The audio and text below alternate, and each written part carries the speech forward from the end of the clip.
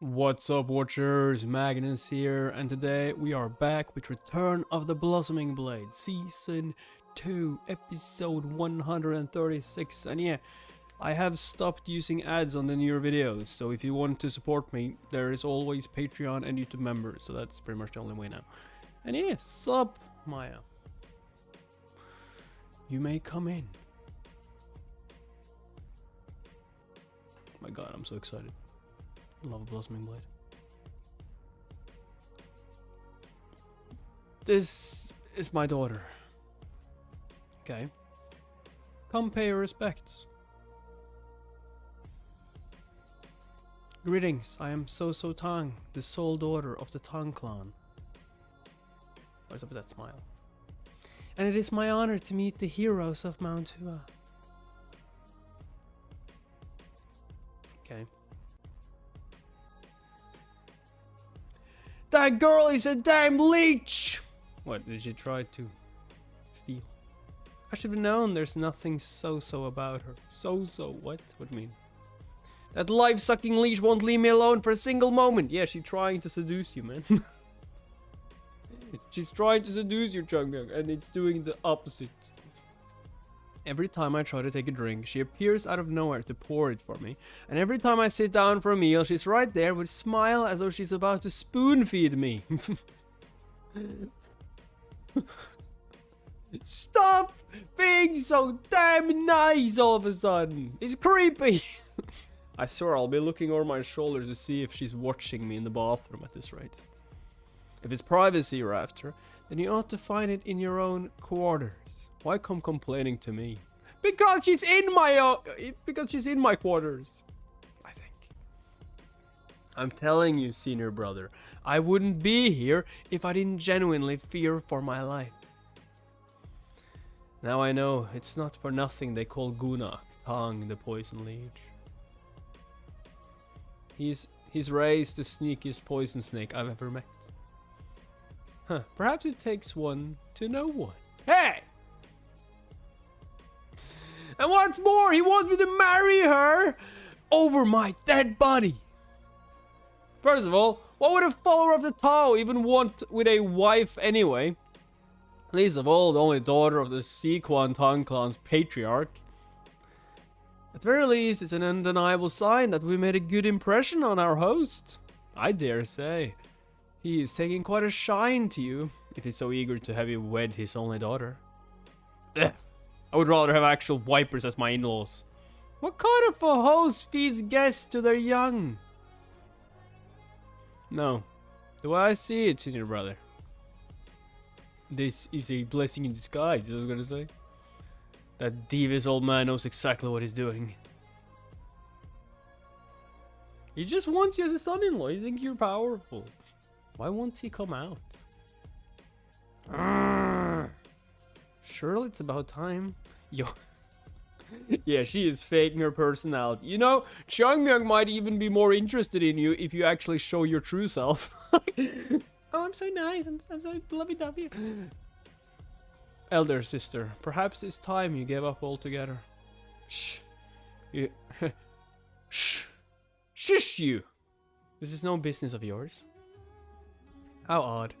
Is he avoiding me on purpose? No, that's inconceivable. How is that inconceivable? Kind of obvious, in my opinion. He's just like, I feel like I can talk Chungyang more than you can. What makes you so certain? Why? Because I'm utterly mesmerizing, of course. Oh my god. This girl. Oh no. Have you seen yourself? Way too much makeup. Could it be that a Taoist like him has no eye for women? Or is it that he is far too much of a country bumpkin to appreciate a beauty such as myself? For the life of me, I can't fathom why the very sight of me makes him flee. As you say, sister, some men are simply uninterested in women. Do you honestly believe that such a man exists? You might be surprised. That said, it is rather odd. My elder sister was ever so disdainful toward the very notion of marriage, yet now she seems as giddy to be a bride as some love-struck adolescent. Are you truly so taken with the blessed dragon? Don't be silly. John, I only met the man yesterday. I haven't seen nearly enough of him to be taken anywhere, much less to the wedding altar. Nor do I possess some manner of clairvoyance that I can read a man's heart with nothing but a thought. Then why is it that you are so eager to catch his eye? Because of father. If not to him, what sort of man do you suppose I will be wedded off to one day? Oh, that's a good point. Like, she's just like, well, I guess it can't get much better than this, and it can get a lot worse. It's true, father loves me with all his heart, but he is first and foremost the patriarch of the Tang clan. Between his own personal feelings and the good of the clan, he puts his duty into the clan first. It goes without saying that there's only so long that he can delay marrying me off to a suitable household. And no doubt I'll be promised to some other clan of renown or influence in Siquan. I imagine it won't be long before I suffocate to death in such a place. Just picture it, will you? Forced to follow stuffy rules for the rest of my life. For every bite I eat and every sip of water I take, even the gait of my walk. Do you truly suppose you could live like that? I should think not. Yet being the dutiful daughter I am, I made my peace with the ghastly prospect. Knowing it was a fate I couldn't run from as a daughter of this Tang patriarch. At least until now. I can hardly believe it. That's who father acknowledged as the future champion of the realm. Do you mean that if you must be married at all, you'd rather have the honor of marrying the greatest master of the realm? Did you listen to what I said? What good would any of that do for me? All the glory would be my husband's, not mine.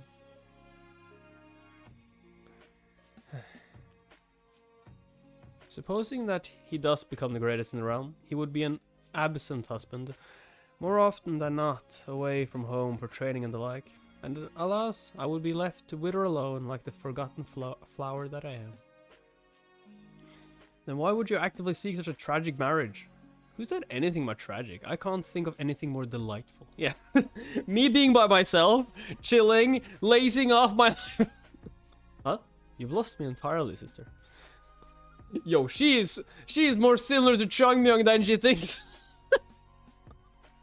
A lifetime of solitude is 1,000 times superior to one of servitude and nagging at every turn. I mean, she got a point.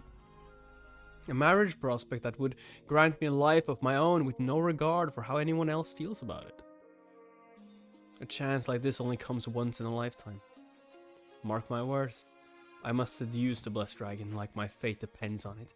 Because it does! Yo, you trying to seduce him though is making the opposite effect. Maybe Changmyung would be more interested in you if you, well, didn't lick his shoes. Father may object all he likes, but he's not the one who has to spend the rest of his days with a stranger. Either I get hitched or I die trying. She's got it out. She's got it all planned out, it seems. Just one thing. Changmyung doesn't like that part. Fair point, sister, but I doubt the blessed dragon of Mount Hua will prove so easy to entice. Although I do not know him very well, he may prove to be more of a handful than you might expect. Oh, you say that as though I mean to twist him around my finger. What on earth give you that idea?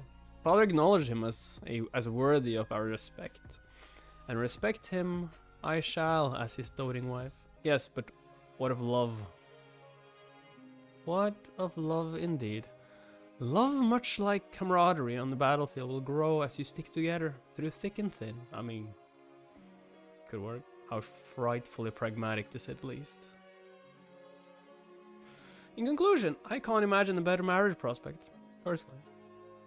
And aside from the goofy expression, his face isn't entirely painful to look at. Even if I find it vexing that he stares at me blankly like I'm just some pebble in his path. Oh, damn. I dare say I shall win him over eventually. Her spirit is commendable. After all, knowing the future that most women of the Tang clan will surrender to, anyone would be loath to fault my sister for her eagerness to escape. Denied full status as members of the Tang clan, with no access to the tomes and Martial arts passed down through generations.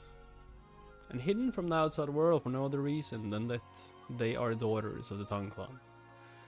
The Tang women are reduced to sheltered flowers blooming only in the confines of the Tang household.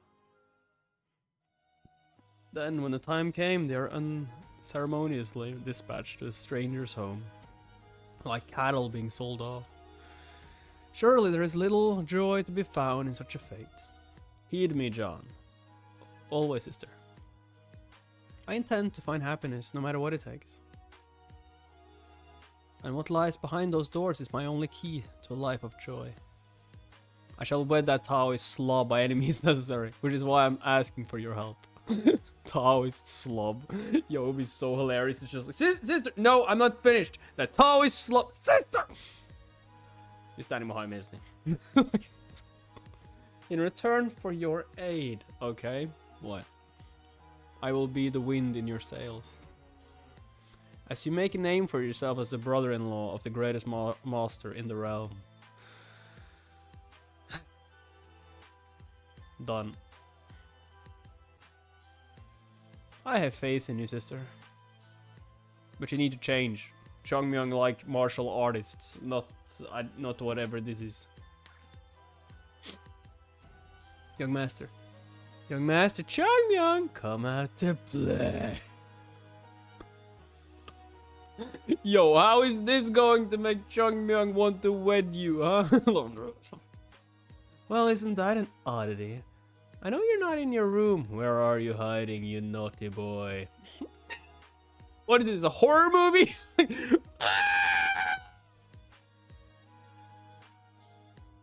Come out, wherever you are. This is it, I'm done for. I finally met my match. You have? Not that kind of match! Ugh, if only my wound had healed already.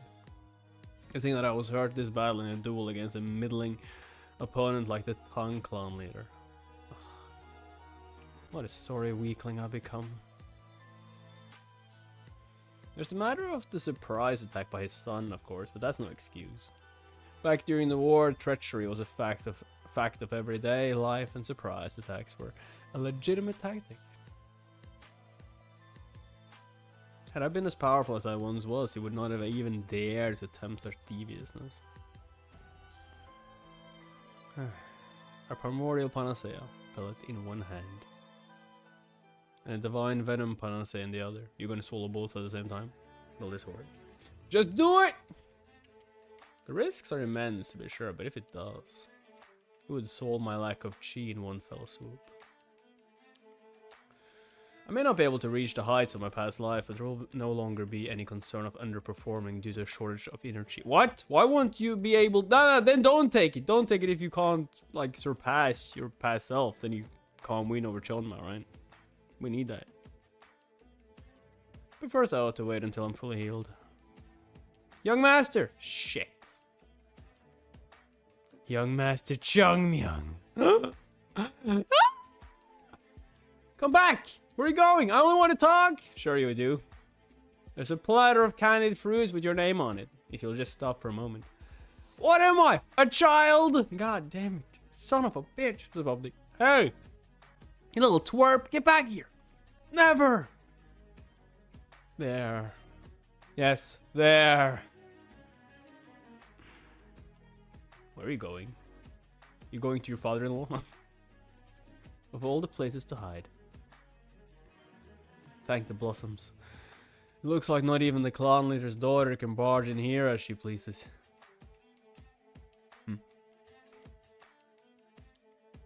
Where am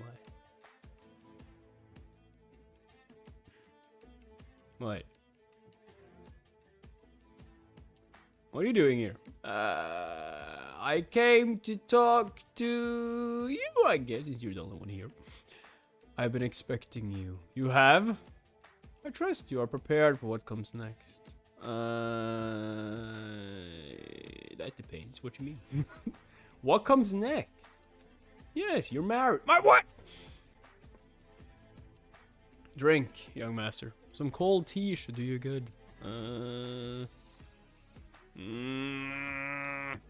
What? Ugh, whatever. Tastes like water. I must say, I thought you'd have a better eye for a son-in-law than some mountain Taoist. Blood might be thicker than water, it's true, but is there no length you tongs won't go to? You think this is a scheme? I would rather pluck out my own eyes and suffer the sight of you with my precious daughter, huh? What? But wait a sec, you suggested it, not me! Wait, are you saying that this wasn't your bidding after all? The very notion is an insult. Then why does your daughter keep throwing herself at me? Father, would you rather have me married off to some dusty old man and languish in neglect? All I'm asking for is an introduction. Nothing more. Nothing more. Would that I knew myself. I would tell you if I could understand it. Indeed. An avaricious glutton like you do not deserve my child's hand in marriage. Be warned, not even in your wildest dreams will anything come of this. I am merely humoring my daughter's wishes for the moment. A lesser man might take offense at that, you know. What's so lacking about me? Yo, oh my god, is he? No. The dad is just like, you don't deserve my daughter. Yeah, I do. And then suddenly Chungmyeon goes on the offensive. He's like, wait a second. Did he just fool me? Did he just, like... I admit you are a truly outstanding martial artist. That said, I'm sure you'll agree that you are far from an upstanding person. What do you mean he's an upstanding person? He certainly got me there. Okay, fine. Fine. It is a father's wont to have... What? It is a father's wont to have his daughter wed to a good man. Wish? It is a father's wish to have his daughter wed to a good man? Is that what you're trying to say here? Rather than a strong man.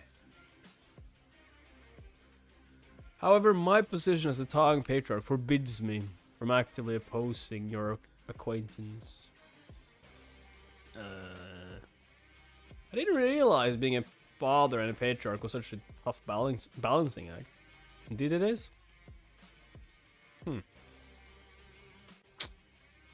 He's an interesting sort, this one. He's pragmatic to a fault, yet he obsesses over matters of honor. And though he seems cold-blooded enough to sacrifice his own kin, he is not immune to sentiment and affection. The contrast between him and Botang is stark. No wonder a man burdened with the heavy responsibility of leading the Tang clan can hardly drift as freely in the wind as Bo did. It was thanks to his immense talents as a martial artist that Botang was even granted the title of Prime Elder after all. By rights, his conduct would have otherwise earned him expulsion from the clan. That is precisely why I have faith that you and Mount Hua present a turning point of sorts. Which leads us back to the main issue at hand. Are you prepared for the journey ahead? As ready as I'll ever be. Then let us not waste any time and cut to the chase. What is it that you desire from my clan? Money! What? How? Cut to the chase, I like the sound of that. Let me ask you this in return. Does the Tang clan want an alliance with Mount Hua? To be clear, it is not Mount Hua that I wish to ally with, but you. Me? You say that as if you can have one without the other. I am well aware of that. Even so, I would prefer that you are made aware of my intentions from the start. An alliance with Mount Hua would be a welcome condition to count your sword among ours. Likewise, we would gladly furnish Mount Hua with whatever support it needs. Pray bear in mind that this courtesy is extended to you as a token of the Tang clan's high esteem. How flattering to hear the mighty Sequan Tangs promising to lend their aid to Mount Hua for my sake alone. Flattery perhaps. Worth the humility of winning you over. Most certainly. You are an even better liar than I had expected, my lord. What part of this seems like a lie to you? Oh, come now. Don't look at me like you're about to bite my head off. I wasn't suggesting that the head of the great Tang clan has some devious ulterior motive at heart. It simply irks me to hear you promising us the world as though you are doing us a favor out of the kindness of your heart. Your youthful immaturity dulls your insight, young Master Changmyang. As I said, your martial prowess is remarkable, but it remains firmly in the realm of possibility for now. A tiger cub may growl and roar, but there is no guarantee it will rule the mountains one day. This uncertainty is what prohibits your sect from bartering on equal terms with our clan. I dare say it will not change even once you become the undisputed champion of the realm. After all, the presence of one peerless master alone does not necessarily bolster the entire sect's might. It's like, who says I'm gonna be the only one? Why must I gamble on your potential for greatness at the cost of elevating Mount Hua to an equal footing with the Tang clan? Tell me, what gain would it present? I won't begrudge you for seeing things in that light, Lord Tang. But deals aren't struck between perfect equals, with each gaining just as much as the other. Deals are made between those who have a need and those who can fulfill it. And let us be frank, it's not Mount Hua that has a need for the Tang clan, but that the Tang clan stands to gain from befriending Mount Hua. What does this young man know that he'd speak with such confidence? What?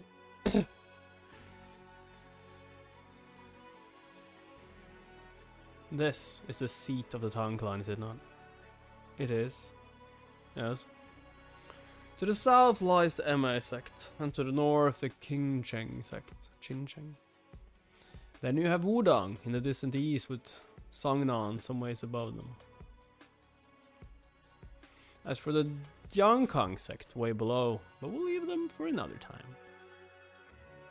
It's not as though Jiangkang alone will tip the balance either way. Ah, finally a glimpse behind the mask. Who knows, perhaps this proud clan leader is as carefree as Butang, deep within his true nature. Even so, leadership of the Tang clan is not a title that can be claimed by a man who is swayed so lightly. In a way, his desire is single-minded. Absolute pragmatism. A man commits to nothing without a tangible benefit in sight. It speaks volumes, then, that such a calculating figure would risk extending his hand in alliance to his potential detriment. If you have a point to make, I suggest you make it plain. Well, I think it's funny, that's all. What is? The way you're boxed in on all sides. Members of the 10 great sects in each and every direction, all equal or superior to your clan. It's not to mention the horde of beggars panhandling all across Siquan. Obviously. I have no idea how you can even sleep at night. You seem to misunderstand, young master. Our clan has no such rivalries with the great sects. In fact, we honor them as our comrades and esteemed allies. Bullshit! Oh, I'll bet you do. I bet you licked their shoes too.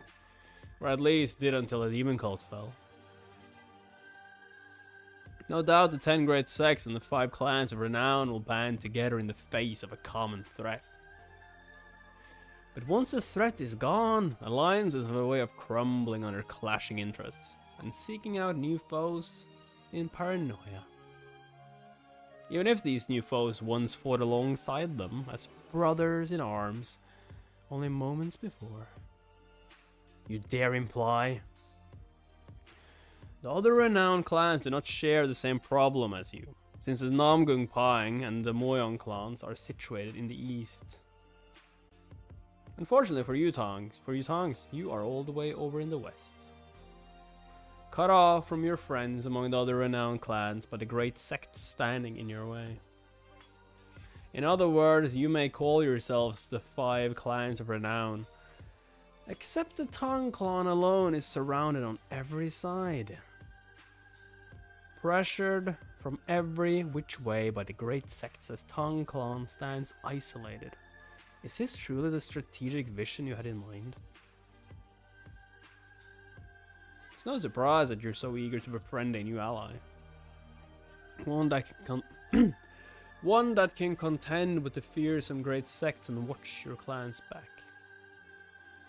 And oh, would you look at that? Just looming behind Wudong and Songnan. By sheer happenstance, right in the perfect place to keep the two in check. Mount Hua stands the great sect of Mount Hua. How's that for pragmatism? This is the tangible gain that guides his steps. Let's say the central plains from the playing board in the last game of Go. To escape an encroaching snare, one must lay the pieces on the outside of the encirclement, not the inside. It'll change nothing to keep padding out the defense with more stones when you're already under siege. Oh. Then you see your sect as the breaker of the so-called siege. Mount Hua, which is no longer even regarded as one of the 10 great sects. That's why we are best suited to lend you our aid. Think about it. Why would we ally with the Tang clan if we have the choice to remain a member of the 10 great sects? I know you see sense in what I'm saying, Lord Clan Leader. Call them allies all you wish, but you understand that these uneasy bonds only extend so far. He speaks the truth. The truth that most would hesitate to voice in the open, yet it's the undeniable reality nonetheless. Let's not beat around the bush, Lord Tang. Your true intention is to befriend Mount Hua as a way to maintain your clan's balance of power against the neighboring great sects. The mere rumor that Mount Hua and the Tang clan have forged an alliance should cause the 10 great sects to suddenly be mindful of our sect's presence, which should in turn lighten the pressure exerted on the Tang clan. Incredible. He sees through every layer of this predicament. Perhaps it was my gaze that failed to pierce through the superficial. The young master before me is no drunken brute. It's entirely possible that the game pieces he speaks of are not mine to direct as I please, but rather his to determine in the palm of his hand. Yup, now you get it. I had underestimated you, young master. Is that so? How exactly? All brawn and no brain. That's what I saw at first. And now I see I stand corrected. There is some brain to you at least. Some brain! From the master of the shadows to the master of sass. Bo, you better keep your descendants in line or I swear by the Tao. You make a compelling case. Those are indeed the terms I desire. So, do Mount Hua's intentions differ from mine? I wouldn't say so, as such. My sole gripe is that the terms of our alliance would allow the Tang clan room to breed while inviting even more animosity against our sect.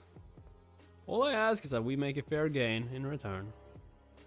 Not some empty gesture like throwing a dog a bone, but a worthwhile investment. This is how we strike a deal at Mount Hua. Okay, and what is worthwhile? A fair gain, you say? Very well, then I shall allow... Oh! Before you commit, let us make one thing clear first. This alliance is not some boon to be bestowed by the Tang clan as a favor to Mount Hua, but a favor being granted by Mount Hua to the Tang clan. So you ought to stow that haughty, self-righteous demeanor where the sun don't shine before we exchange another word about a fair deal. And when you address me, sir, know that you speak with an envoy of the great sect of Mount Hua. Damn. Damn, Changmyung ain't playing.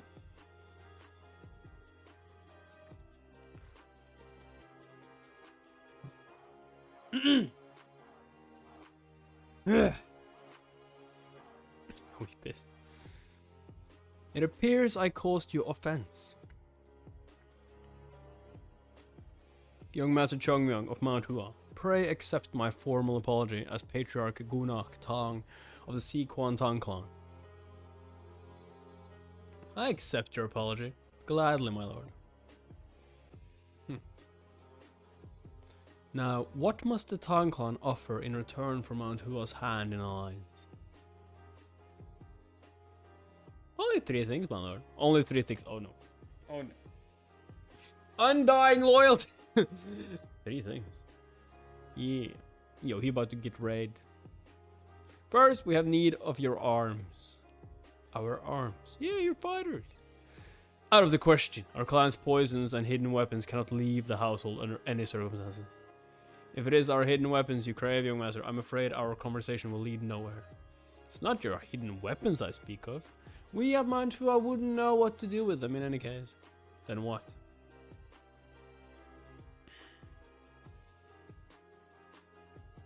You see now, my lord, I need weapons. I see the quality is less than ideal. Oh, he meant actual weapons. It's partly due to my rough handling, but the craftsmanship was clearly never anything impressive to begin with.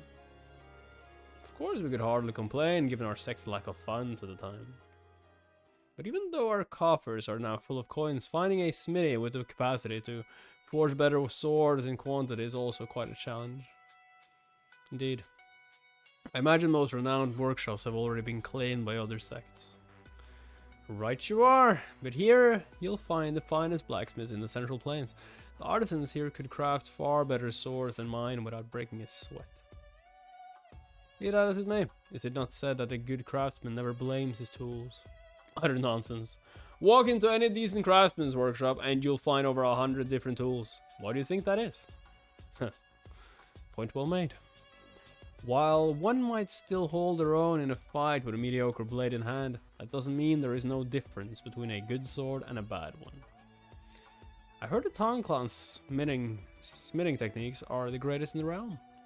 Mount Hua would be honored to have such skilled artisans supply us with the same standard of arms. That ought to be easy enough to range, or well, I accept. And your second term? I would like to learn a certain technique from you. A technique. You seem to push our bounds, young master, knowing full well that I must refuse. Like our arms, the secret techniques of the Tongklon can only be inherited by our kin.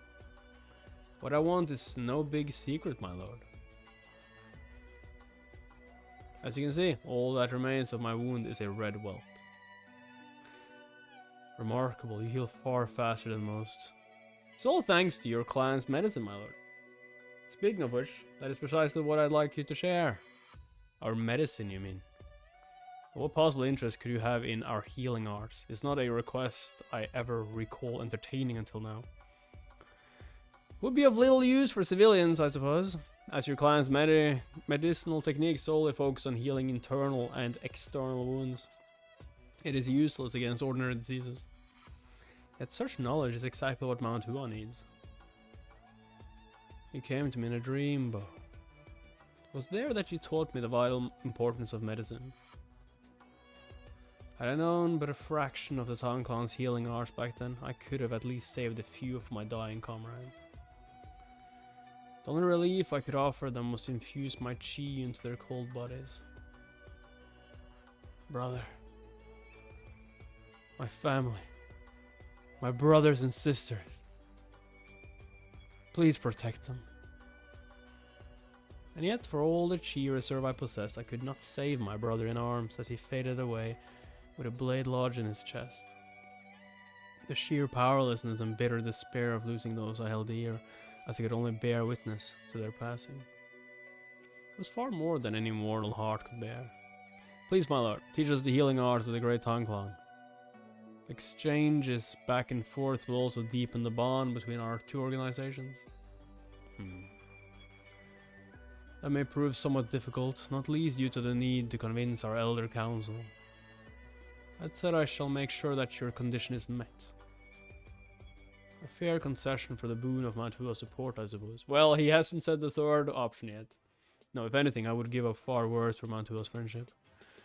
Thus far, your conditions have been requests that can be granted at my discretion. Be that as it may, the scale of these requests has me afraid to ask what the third might consist of. No doubt you left the most strenuous to the last. I suppose you could say that. Very well, let us hear it then. Consider our ties as the bond of friendship. Is that not a given? Young master, after all, we shall be allies from here on. No, not allies. Friends. Friends. Alliances can shift and be cast aside as circumstances, and calculations change, my lord. Friends extend a hand to weather every storm together. That is the kind of bond I envision, my lord. A bond of friendship. An intangible oath that can neither be demanded nor kept by obligation. Why would you make your request so wholly devoid of substance? It's not devoid of substance. Your reasoning eludes me, young master. The two previous conditions had clear purpose and benefit that I could fathom with ease. But I fail to see the logic behind this particular request. Is there some hidden wisdom that I've failed to discern? None at all! Then why do you feel the need to bargain for our fellowship? Who knows? Alright, you sly dog, enough of that smug look of yours. Let us call it a personal whim of mine. Whim indeed. I wonder if you're aware, young master. Of what, my lord? Countless others have sought to ally with the Town Clan through the ages. Sup, Supreme Fish, what's up? We reading some Return of the Blossoming Blade. One of my favorites. Nonetheless, not one of them professed to build a true friendship with our clan. Your boldness amuses me as ever, young master. It's only a pity that my kin and I know little in the way of friendships. Perhaps your esteemed sect might teach us a thing or two in that regard. How to truly honor the sacred bond of friendship, I mean. Oh, that won't be hard. Friendship. A sacred bond indeed. The very word feels alien to my ears. And yet, this childlike innocence somehow strikes a chord in my heart. It's made all the more resonant as it comes from the most inscrutable person I've ever met. I hereby agree to accept your 3 conditions. From this moment on, we shall consider the Town Clan and the Mount Hua sect to be formal in alliance. Friends! Now the ball is in your court, young master. Will your sect agree to the terms you proposed? You needn't fret on that account, my lord. They accept anything I propose. I will write a letter on your behalf, then you need only to seal it with your official stamp and have it delivered to Mount Hua. I wrote to seal the deal, as it were. Is he gonna write something else? He's starting to harness the powers of friendship. Yes. I just hope we won't go into power of friendship too much. Is your influence at Mount Hua truly so deep and far-reaching? I wouldn't say that exactly. Except our elders are so sick and tired of our isolation and disregard from the realm that they'll welcome your letter with literal tears of joy. I see. We will have our work cut out for us. Fulfilling these conditions with all haste would require the utmost diligence. Where are you going? We're not done yet, my lord. Are we not? I was under the impression that you had but 3 conditions. Yes, but we're friends. Shouldn't we drink and talk about it? Now, see, those weren't my conditions. They were Mount Hua's. Oh no! Oh, no! It's like, that were Mount Hua's. Oh no, I thought Chongmyung had just turned nicer.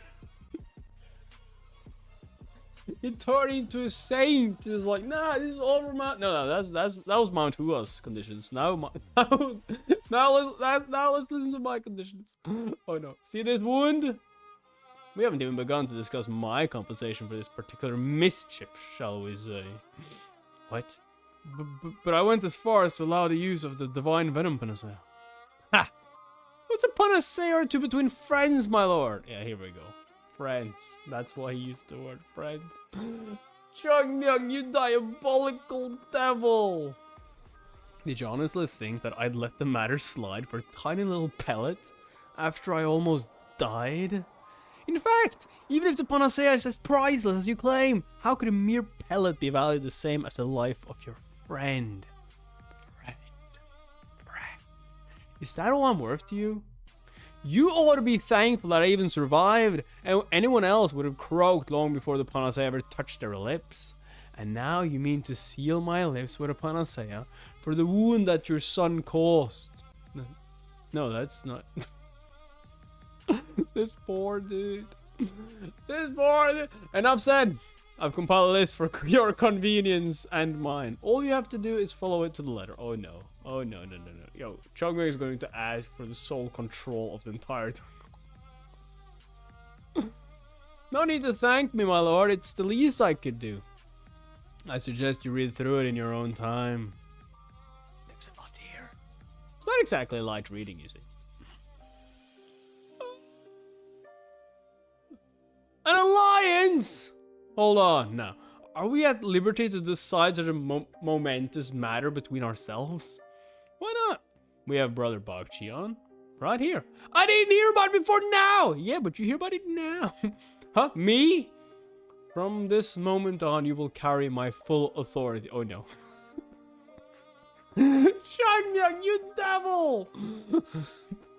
That's what sect leader said. Have you already forgotten? Of course not! But you know, as well as I do, that he only meant to prepare us for whatever might happen in Southern Man territory. Do you have any idea how this kind of slipshod diplomacy might... Please, sect leader, to no end. Yeah, please, sect leader. Yes, I suppose he would be. Please. Do not put words in my mouth! Hey, he disappears briefly after stuffing his face. Then returns with a full-fledged alliance of all things. It was no secret that the Tang clan leader had taken a shine to Chongmyang, but who would have predicted it would lead to this? What the blossoms think, Bakchian.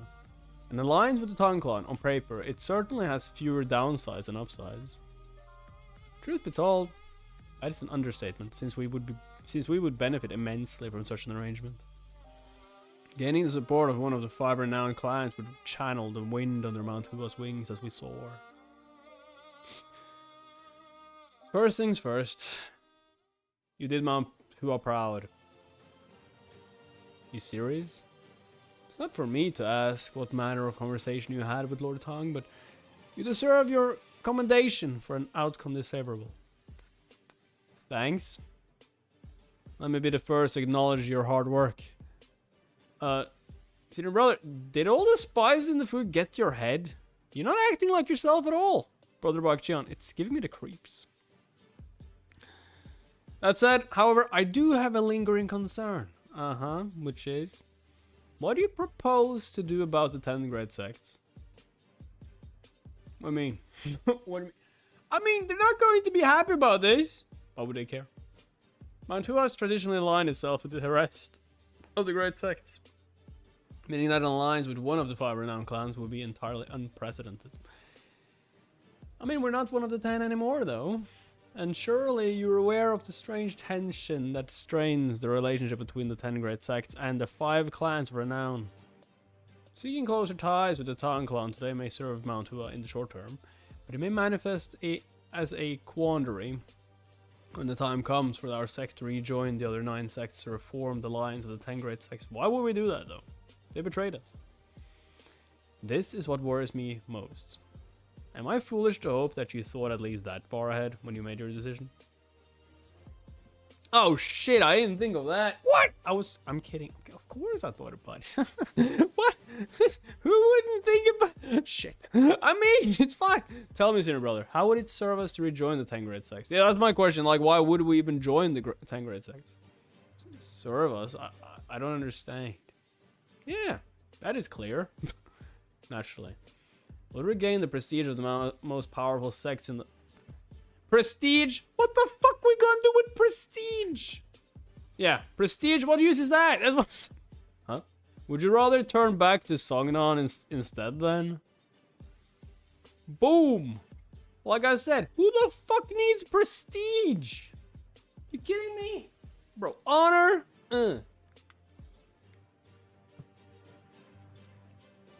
Who cares about honor?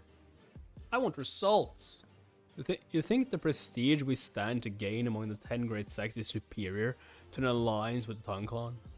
Have you no pride, senior brother? Who was it that expelled us from the ranks of the great sects in the first place? it was none other than those snakes who called themselves our allies. And now that we've finally regained a measure of our strength, you'd go crawling back to those sanctimonious clowns and grovel for a place at their table. What shall we tell them? It's all water under the bridge. We are no fools to be taken advantage of. Do not be deceived by pretenses, brother. If the 10 great sects were ever truly bound by honor and solidarity to lend each other aid in their hour of need, Mount Hua would not be in the state that it is in now. But what gives you such assurance that the Tongklan would uphold our alliance where the great sects of the past failed us? Because we're friends. Because they... Simple. We'll make certain of it. We make it, so they can't. There is no such thing as a bond granted for nothing. Relationships are built brick by brick. The Tongklan has the power to lend Mount Hua its aid. Whatever your concerns may be, we stand to lose nothing from this alliance. Very well.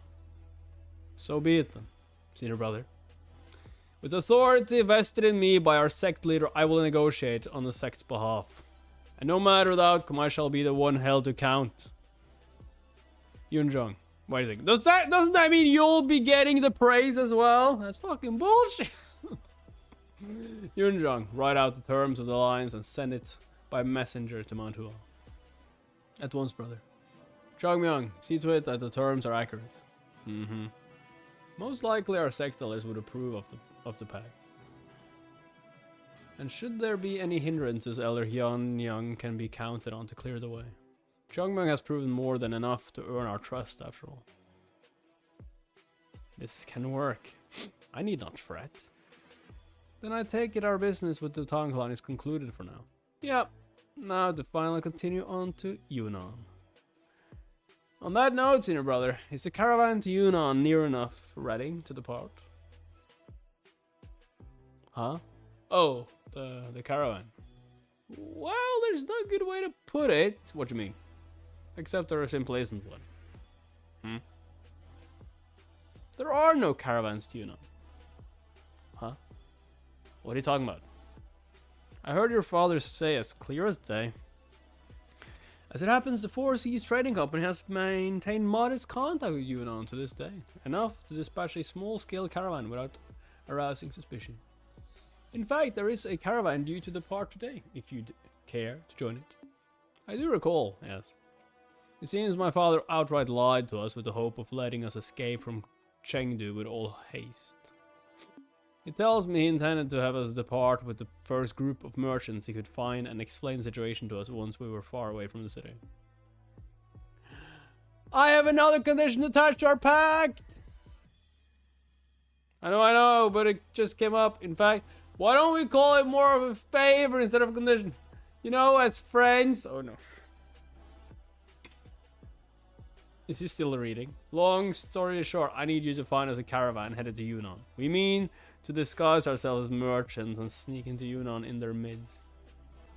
Our destination, the Palace of Southern Bees, deep in the heart. Our destination, the Palace of Southern Bees, deep in the heart of Yunnan. Oh, and we're a little pressed for time, so I'd appreciate some hustle on your part. Many thanks. It appears favors in Shangxi work somewhat differently than they do in Siquan. What? Lord Patriarch, we cannot help but question the wisdom of your decision. An alliance with Mount Hua. Not Wudang or Songnan, but that decrepit hole of a fallen sect. What do you mean by this, clan leader? The Tong Elder Council. Ornery curmudgeons who cling to their seats of authority for no merit other than their advanced age, clamoring to have their say over every trifling matter that they see fit to interfere with. Their influence has somehow grown to such an extent that they believe their authority to be superior to mine, meaning that I have no choice but to defer to their opinions on almost every decision I make. These meddlesome old fossils. What do you have to say for yourself, clan leader? Come, let our cooler heads prevail. Refrain from speaking in anger and allow our patriarch a chance to speak. But Lord Prime Elder, That was no request, but a command. Forgive me, Prime Elder. Please, Lord Patriarch, you may proceed. Enlighten us with your reasoning. Prime Elder O. Otang, head of the Sequan Tong Elder Council. I simply deem Mount Hua to be worthy of an alliance with our clan, Lord Prime Elder. Huh. How unusual that you should say so. I doubt that your insight has dulled with age, yet I can scarcely fathom why you would reach such a conclusion. Could it be that, unbeknownst to me, Mount Hua now lives up to its former reputation once more? Or perhaps is it possible that the Tang clan has suffered a precipitous decline under your leadership? Setting aside the matter of Mount Hua for the moment, I believe there was an incident of even greater consequence only a few days prior. We are, of course, speaking of the removal of Pa Tang from the position of wise leader. I see. Once again, let us begin with your reasoning, clan leader. Why did young Pa deserve this punishment? Suffice to say, he was not a suitable fit for the role. Not fit for the role, you claim. Indeed, I deemed him unworthy of the momentous responsibility of inheriting the leadership of the Sequan Tong clan. As such, I felt it best that he vacate the position of vice clan leader at the soonest possible opportunity. Doing so would be in Pa's best interest as well. Then who will take up the mantle as heir to your title? I imagine one of his younger brothers would gladly take his place. After all, that is the tradition of our clan, is it not? Does he intend to mock me for losing my own title as wise leader to his father in our youth? I'm told Pa Tong's martial prowess sets him apart from the rest. Is this not proof enough of his worth? Only days ago I would not have called his aptitude into question, much less remove him from the position of wise leader. Nevertheless, having witnessed a prodigy that makes Pa Tong pale in comparison, I cannot be persuaded to change my mind, Elder. The Blessed Dragon... To clarify, Patriarch Gunak, it sounds as though you mean to place ability above all other criteria in selecting the next wise leader. Is that correct? Just so, Lord Prime Elder. If so, then it naturally follows that the next wise clan leader need to be a child of the current patriarch. In other words, should any son of the Tong clan surpass the might of the Blessed Dragon, you will not have any objections against elevating him to the position of wise leader. As you say, any capable scion of our clan with the surname Tong may qualify for the position. Excellent. Color me impressed by the sheer depth of your wisdom, Lord Patriarch. I suppose there is no better test for the future of our clan than that child of Mount Hua. How about it, Lord Patriarch? I propose that any scion of our clan who defeats the so-called Blessed Dragon in a duel earns the title of wise leader. He's just like, yeah, sure. I mean, it's their death. It's like, yeah, fine. Fine by me. With all due respect, you seem to be laboring under a grave illusion, Lord Prime Elder. There is no scion of the Tong clan today who could possibly win a duel against the Blessed Dragon. Perhaps it is you who overestimates the breadth of your knowledge, Patriarch Gunak. Do not mistake the children of the Tong clan as weaklings. How do you profess to lead the Tong clan as our patriarch when you have such little faith in your own kin? Hawk Tong. What say you? We match our very own Hawk against that child named Chungmyo. You seem rather intent upon raising the boy as our clan's next patriarch, Prime Elder Oe. And here I thought you wished to avoid the appearance of nepotism of your grandson. Nepotism? Hardly. I merely deemed him worthy. Very well then. However, every wager requires a prize and every endeavor fetches a prize. Would you care to indulge me in a modest wager, Lord Prime Elder? A wager? Supposing that Hawk Tong emerges victorious in a duel against the Blessed Dragon, I shall cede all authority to appoint the next wise leader over to the Elder Council.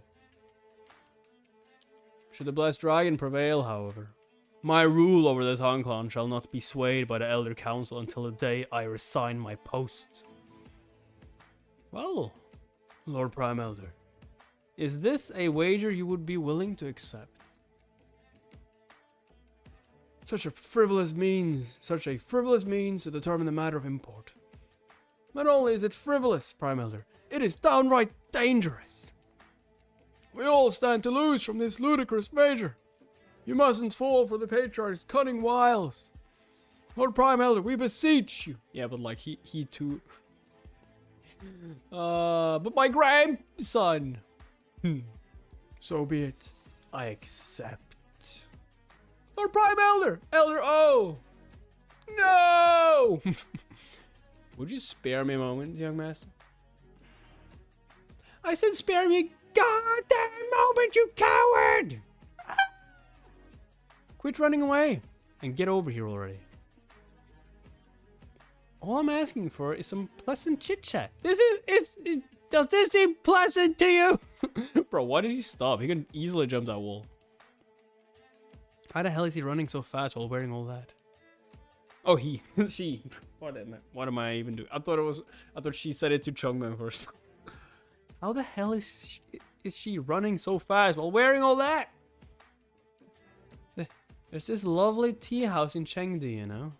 We could share a cup of tea, admire the sunset upon the horizon, and other such romantic nonsense. Nonsense. Did you just say nonsense? Precisely what is it about me that you detest so much? Do I repel you with my hideous looks? Nah, it's nothing like that. Then what? Perhaps it's my temperament that seems disagreeable. I mean, it's not that either. Then why, pray tell, do you flee at the very sight of me every time? I'll let you know, I'm quite the catch in terms of marriage prospects. Behold, a face of true beauty. A temperament of genteel tenderness. Genteel? That is a lie. And a socio-economic background of vast wealth and influence. That's certainly one way to put it. Except that's hardly my biggest concern. If I may, a catch or not, I really have no intention of taking a wife. Nor do I feel any sort of affection for you at all. Well, that can't possibly be true, huh? Tell me truthfully, it's because you harbor affections for that senior sister of yours, isn't it? She's the reason why you're pushing me away. I mean, she probably like the closest to a love interest we have, but no, I don't think so. I knew it! Why else would anyone turn down a breathtaking beauty like myself? What? What is it with you tongues and your ridiculous notions? You know what? Why do I even bother? I have nothing more to say other than that I have absolutely zero intention of marrying you or anyone else. Now, I suggest you quit wasting both your time and mine and find some other unfortunate soul to harass. Oh, you think I'll give up that easily? Do you not see that my entire future depends on this? You'll see my true allure if I have to drill it into that thick skull of yours. I mean, you're not exactly showing it right now, are you? If only I could tell you that I was an old fogey over 80 years of age in another life. I'm way too old for you. You're younger than me. Not really, no. What allure am I supposed to see in a child who's young enough to have been my granddaughter? Oh, damn. I mean, no dice, young lady. Young lady, yeah. I fucking knew it. Young lady, I'm older than you. Sister Soso. The clan leader requests the presence of young Master Chungmyung. What? Why now? Sup, Chardonnay? Sup? That I cannot say, except he tells me it's a matter of utmost urgency. Huh. Utmost urgency, you say? Well, this is different from the beginning after the end. And Mushoku Tensei and all that shit. Chungman is just like, dude, I'm 80 years old. I have no interest in children. Listen, you have one job, and that is to escort young Master Chungmyung straight back to my chamber after his meeting with father. Chamber? No. He's not gonna Is that understood? Yes, ma'am. I mean it, John. You better not take any silly detours or you'll be the one to pay. I must apologize for my sister, young master. Oh, don't trouble yourself. It's not the first time you tongues have driven me to the end of my wits.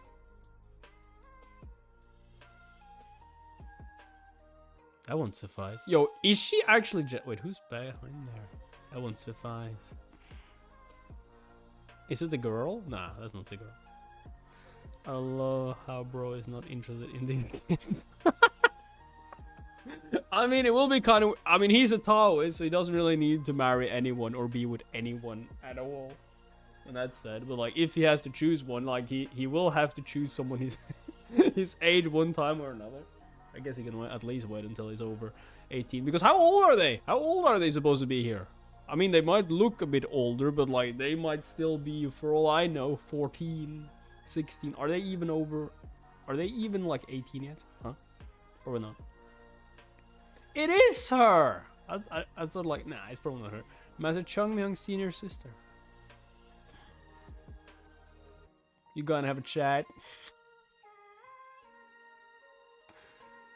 It seems your stay here has been rather lively thus far. You could say that. I wonder who I have to thank for that, my lord. Do not expect an apology from me. Not on that particular front. Fine. What is it you wish to see me about today? Ah, yes. I managed to secure a caravan as you requested earlier. Wapyong Trading Company of Chengdu is preparing to dispatch a caravan headed to Yunnan. I pulled a few strings to ensure that you may accompany them in their travel. Oh, that's nice of you. Well, I wasn't finished. I'm told the caravan departs the day after tomorrow. Oh, that's much sooner than I expected. Thank you, my lord. Do not thank me yet, for there is another matter that I called you here to discuss. Yo, he's sweating. Why are you sweating? You should have just said, like, but the caravan isn't yours before you do something for me. As it happens, I have a favor of my own to ask of you. Favor? What? I thought we were friends. Yeah, favors. Friendship. Yeah, that's only one way. True friendship, it connotes a bond so strong that even one's deepest shame can be aired without judgment. As such, a true friend of the Tang clan deserves to know the truth. The truth of the underlying power struggle between the clan's patriarch and council of elders. The question is, will our new ally acquiesce to being embroiled in this feud? Acquiesce? So that's what has come to pass. Yo, Chungmin's just like, sure, I'll do it. Let me see if I have it right. The Prime Elder and the others on the Elder Council have been nothing but obstacles in the way of your leadership. That is about the gist of it. Yes. Obstacles indeed. These thoughts have been plaguing my mind of late, brother. What if I hadn't been such a naysayer against everything my family has stood for? What if I had allowed myself to have faith and stand alongside them? Would we be in a different place now, I wonder? That's why I hope to return home once the war is over and help that rascal of a clan leader. A little if I can.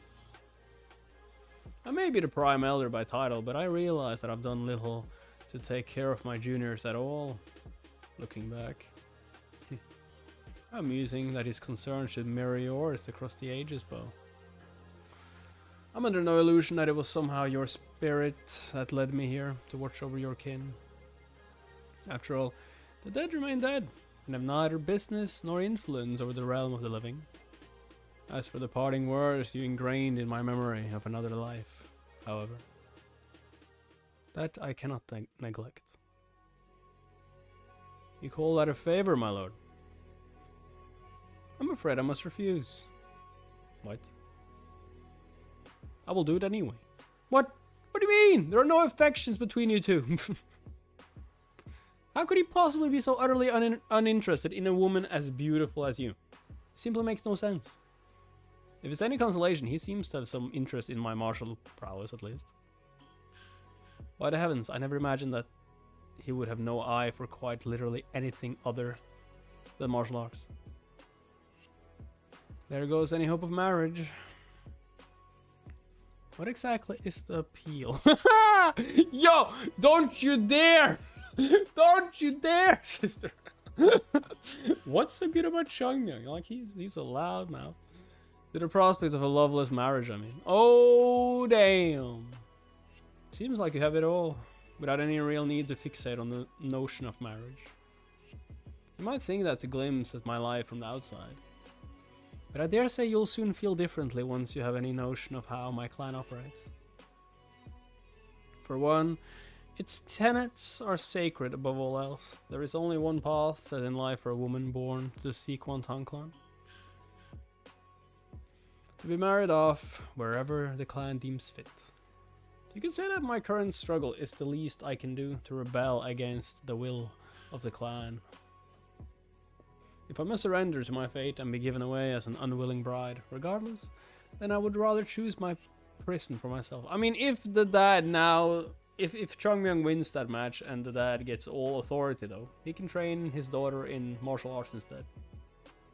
Of marrying her off, I mean. And if it's somewhere that would satisfy my clan, then all the better.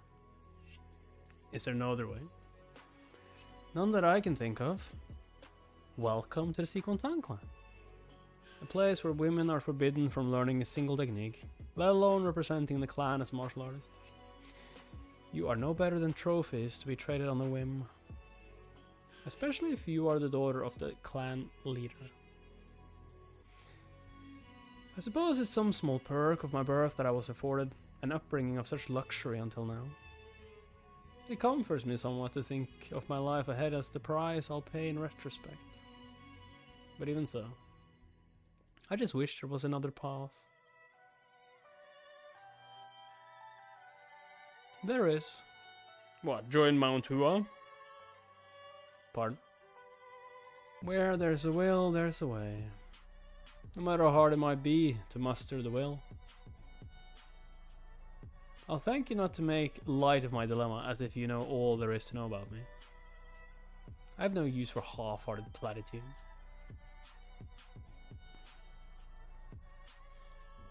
Then let me clear a path. I will show you that there is always another way.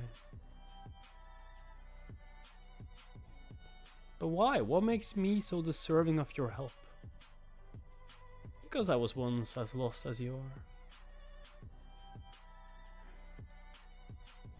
It wasn't until fate shone a light in the darkness that I finally saw the path of my destiny.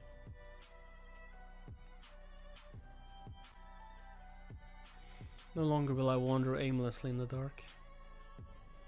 Your plight is no different. There will always be different choice that you can make.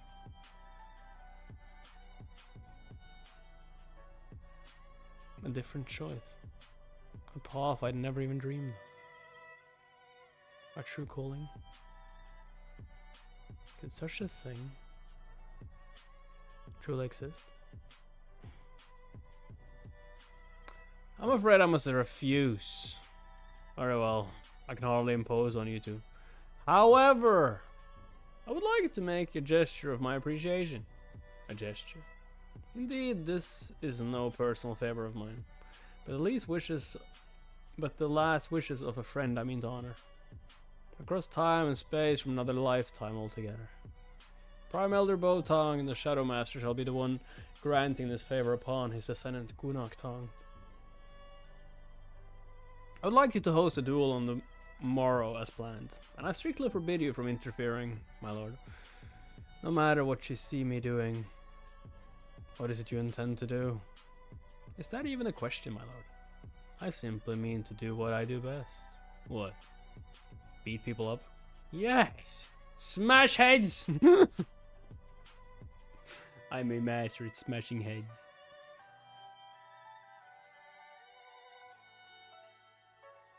They will know my name. How can you stomach so much food first thing in the morning? Waste not, want not. Edna. What is the blossoming tapeworm infestation? Look here. Are you not supposed to be fighting a duel in the afternoon? How does it make a lick of sense for you to bloat yourself full mere hours from your match? Well, who cares? Here's the next course, young master. Whoa. Behold the pride of Sequan. Kung Pao chicken. You ordered more? First, a sip of liquor to cleanse the palate. That's the stuff, yo. Is he eating to get fat? He needs the Kung Fu Panda style. And before the alcohol fades from my taste buds. Is it like Food Wars? Clothes just like explodes. What kind of divine combination is this? I would kill to have a meal like this every day. Is it truly so delicious? It's just like, get your filthy hands off my dish. Then perhaps I might, yeah. you know what's gonna happen. Then perhaps I might try. Get the fuck out of here. Nuh-uh. Are you seriously trying to steal your junior brother's food? Brother Bak Chion. That's plain shameless. I'll have you know, the fine chefs of the Tang clan worked hard for my meal. Go find your own food to slobber over, senior brother. Can't you just like ask for the same thing? Just like, nah, we don't have money. Oh no. Have you lost all sense? But it blossoms. What is our sect coming to? Do seniority and respect mean nothing to you? All I said was get your own food. Except you ate all of our food and then some.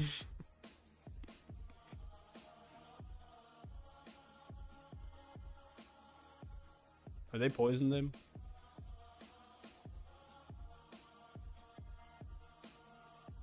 Yeah. They poisoned our May. Young Lord Hawk Tong against the blessed dragon of Mount Hua. I had no idea Lord Hawk Tong was on his level. What do you mean? They say young Master Hawk Tong's prowess is unmatched among the Tong clan's youth prodigies. Be that as it may, do they not also say that even the Tong clan's Lord Patriarch was bested by the blessed dragon in their duel the other day? Come now, it's clear as day Lord Gunak was pulling his strikes. Or do you take him for some common thug who would use killing blows against a young master of Mount Hua?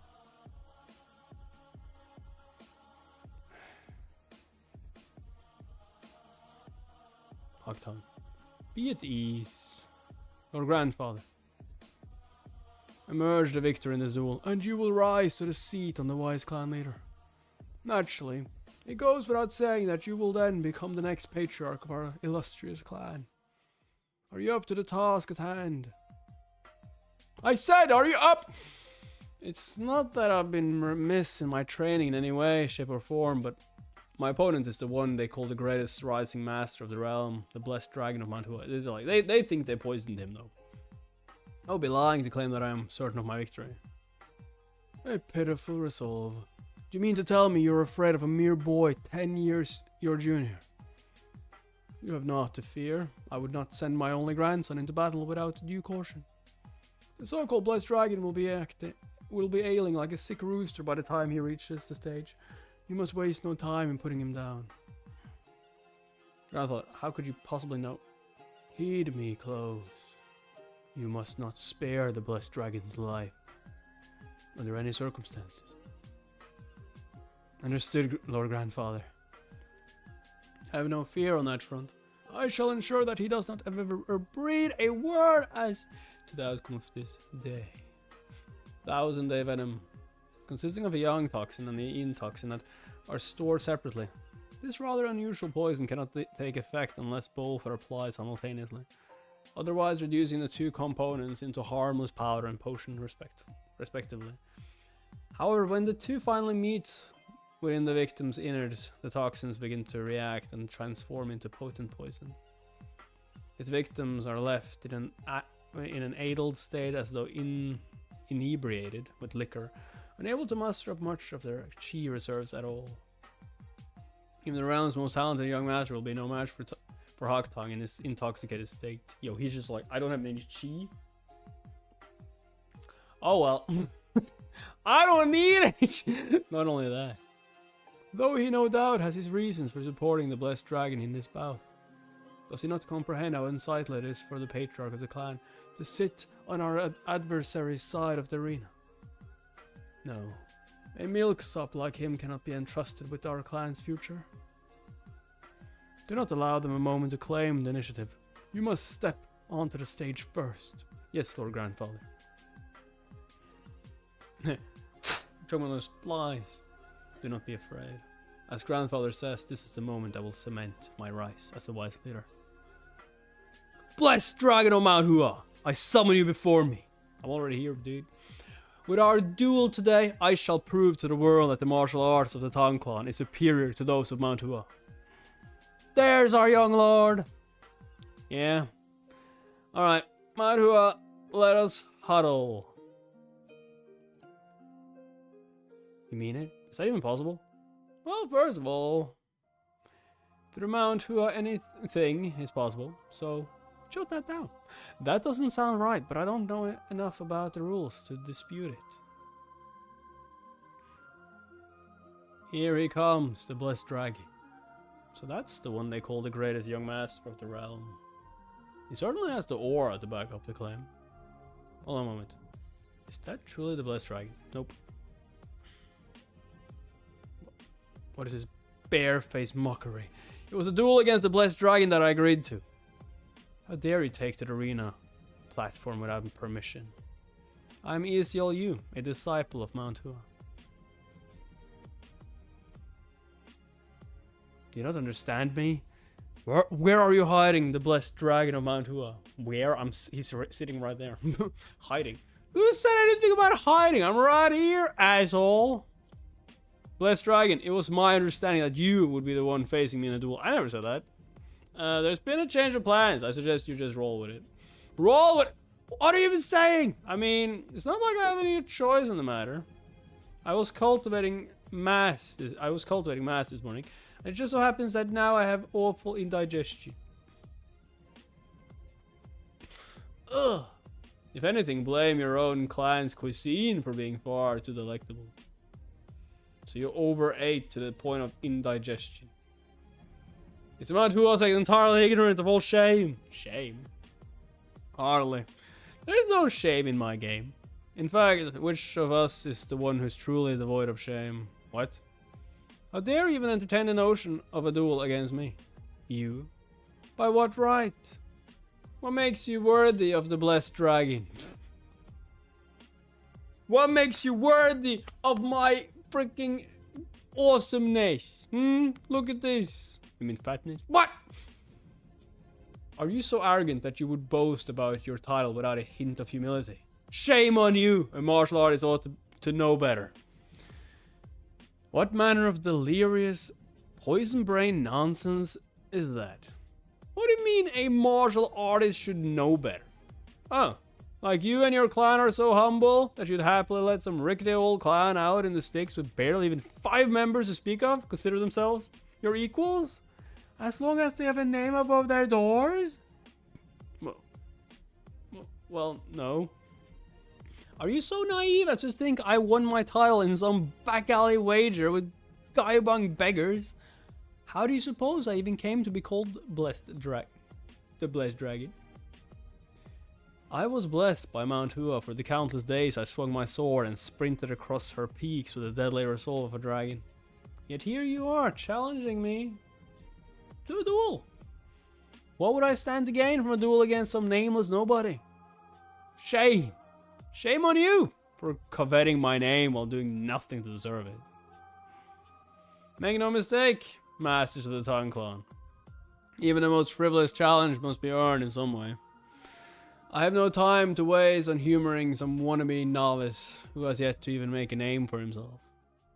That said, our agreement will still be honored, since I am apparently lenient to a fault. Should you fight against my senior sister and win, I shall be next to face you in a duel. Actually, on second thought, even that sounds like a waste of time. Let's say that a victory over my senior sister equates to victory over myself. Sup, the boys? Sup? What say you? You mean to tell me that I must now face a woman? Me, the young lord of the Tang clan. You must think I'm as shameless as you.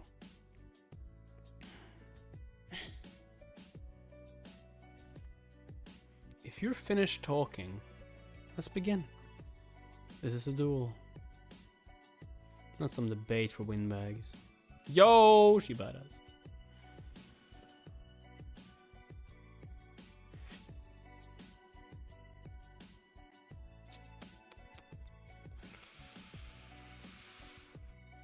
I don't think this duel is gonna last very long. Is she mocking me?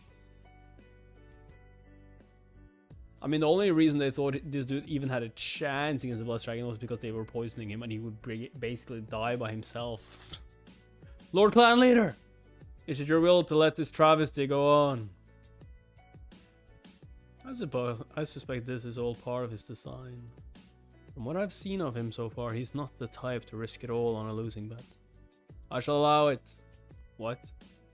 Then I might understand you'll grant me the title of Wise Leader for the mere achievement of defeating a girl.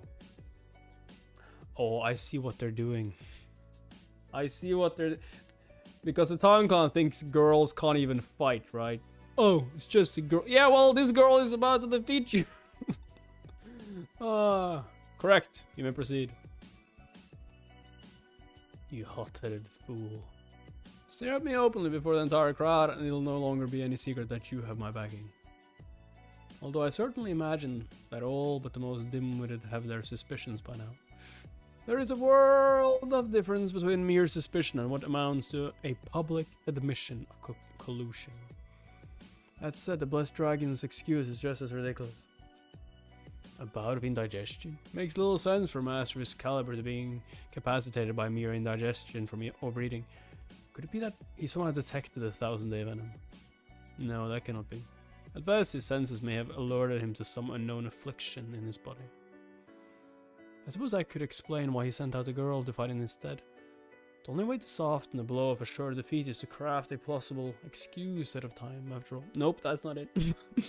Likely he believed that having the girl fight and lose on his behalf would allow Mount Hua to save face somewhat.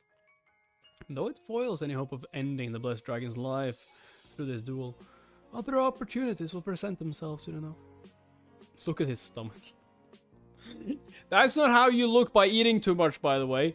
That's more like a pillow under his stomach. Now that the Patriarch has given his blessing, we need only to make a show of bowing to his will, then reap the rewards afterwards. Grant him no quarter. Be warned. I intend to make full use of my clan's poisons in this duel. In case my meaning is unclear, abandon all hope of stepping down from this dueling platform alive. I don't feel like this duel is gonna last very long. Go, young master! Wow. What is she doing? This is absurd. What do you mean? Somebody must put a stop to this. What? You think she's just there for eye candy? Oh my god. Sister, compose yourself. For you to interfere right now would only make a mockery of the whole affair. But she knows as well as I do what Brother Hawk is capable of. One wrong move and she'll be sure to lose her life. She knows it better than anyone, sister. What? She knew the risks when she stepped up to the stage. That is what it means to be a martial artist. To doubt her resolve would only be an insult to young Master Isol. The moment you step onto that stage, it matters not whether you are man or woman. What unfolds is simply a clash of wills between two martial artists. We cannot dishonor either of them by interfering. So that's what she meant.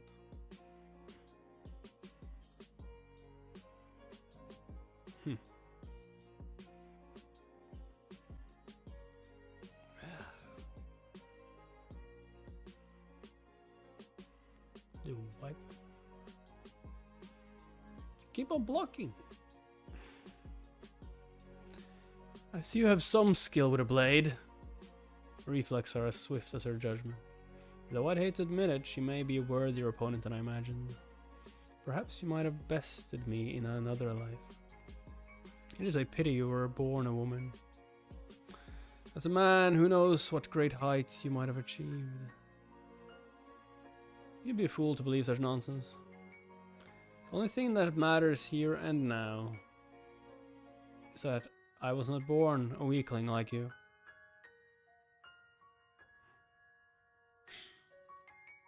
Dude, you fell for the obvious taunt. Like, god damn it.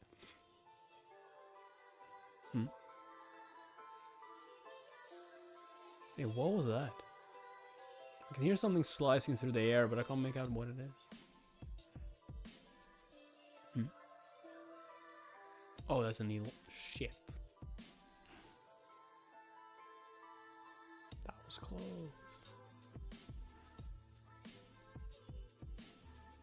Needles. Bull hair needles. That's what he's been throwing. But I know those needles. You arrogant wench. What do you mean arrogant wench? Just because she like blocks all your needles?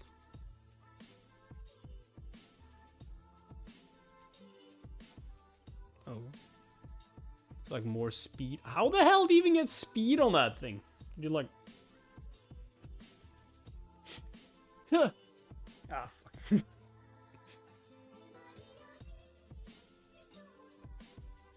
Oh no. Did she not? She kind of blocked that one. Did she dodge it? Watch out, that's an ordinary needle.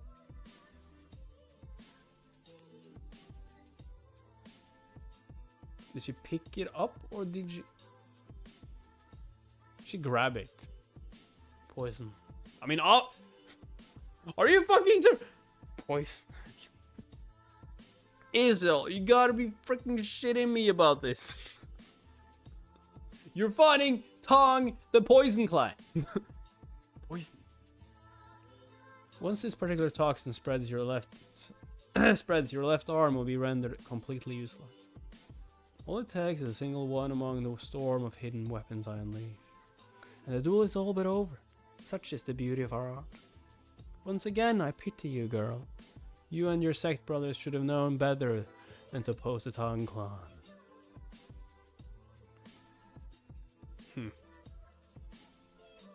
Hem.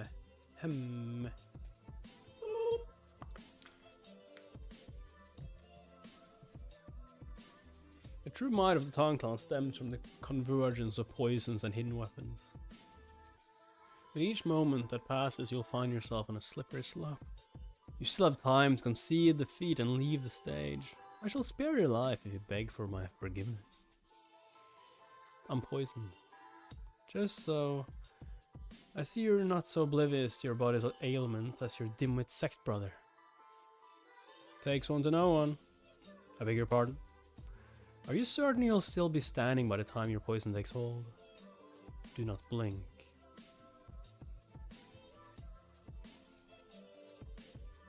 Yes, that's the spirit. I too would see no other way to victory against me. Though it insults me that you expected a reckless charge to catch me off guard. Soul stun sand. It means to stall for time by obscuring her vision by poison-infused sand. The more she lingers, the more the poison will spread. Yo, she about to like jump right past it. I will not back down. Father. Yeah, here we go. Plum blossoms. My eyes. I need to create distance for a moment. Yeah, it's too late for that.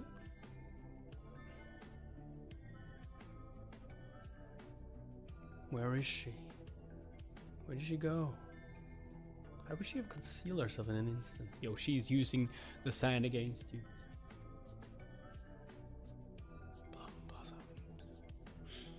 What? When did she sneak below? Sneak below? What do you mean sneak below? I mean, she like went through the sand and just like jumped up, I guess. How is it that she stands in the eye of that soul stun sandstorm? Soul stun? Seven Blossoms Blade.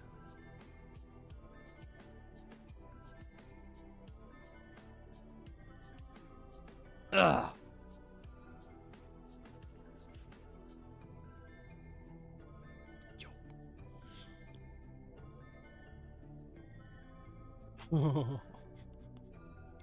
seeing his own death. Plum blossom flow.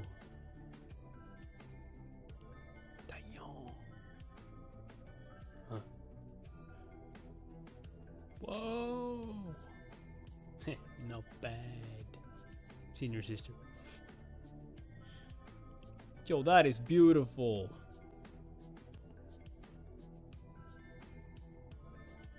Like a painting. Plum blossom. Ugh. You done? I wait. Like I said, we were born different. Is that poison on her face spreading? The poison has already long taken hold. How is she able to withstand its effects? This is a trick! You must have rigged the duel somehow. Rigged. You've lived a sheltered life. I will not have my prowess questioned by a man who has never once fought for life and death. What'd you say? You arrogant little wench! I'll put you in your place.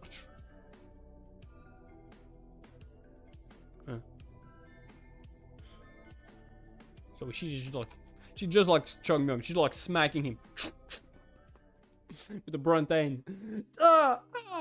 Another day. Another day. Another day. Another head bust. Yo, did she just say that? Yeah, you go, senior sister. Well done, sister. Windbag.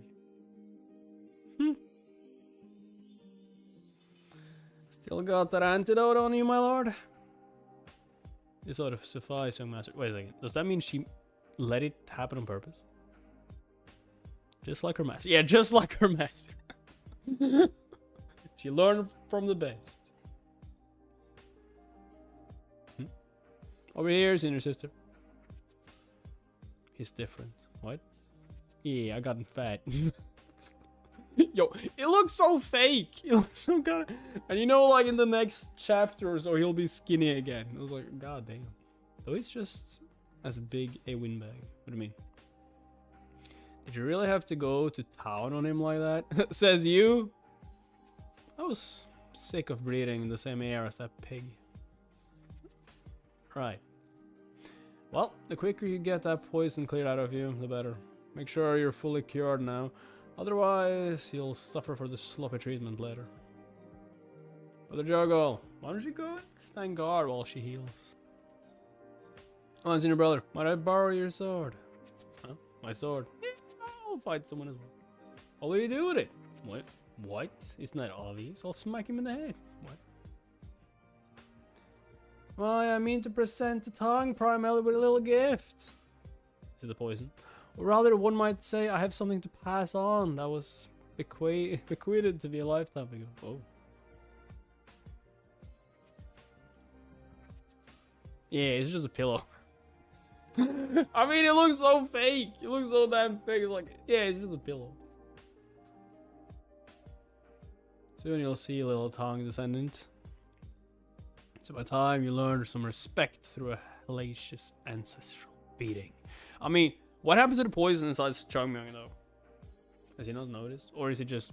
I guess he's poison resistant. Maybe. Maybe.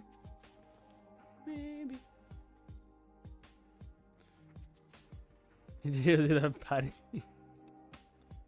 I mean, it looked like padding. It looks so damn fake. Huh? Unbelievable. She did it. Hawk Tongue lies defeated. Not by the blessed dragon, but his companion. And by a woman, no less. The outcome of the duel could not be any clearer. What is he doing up on the platform?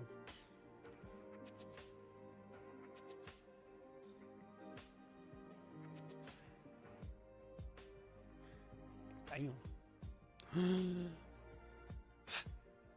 In all honest truth, I haven't the faintest clue what we're doing here. I admit the Sequan Tong clan's grand reputation had me somewhat tense with anticipation. And yet now I find I'm bored, stiff by this paltry display. Damn. Damn! Holy shit!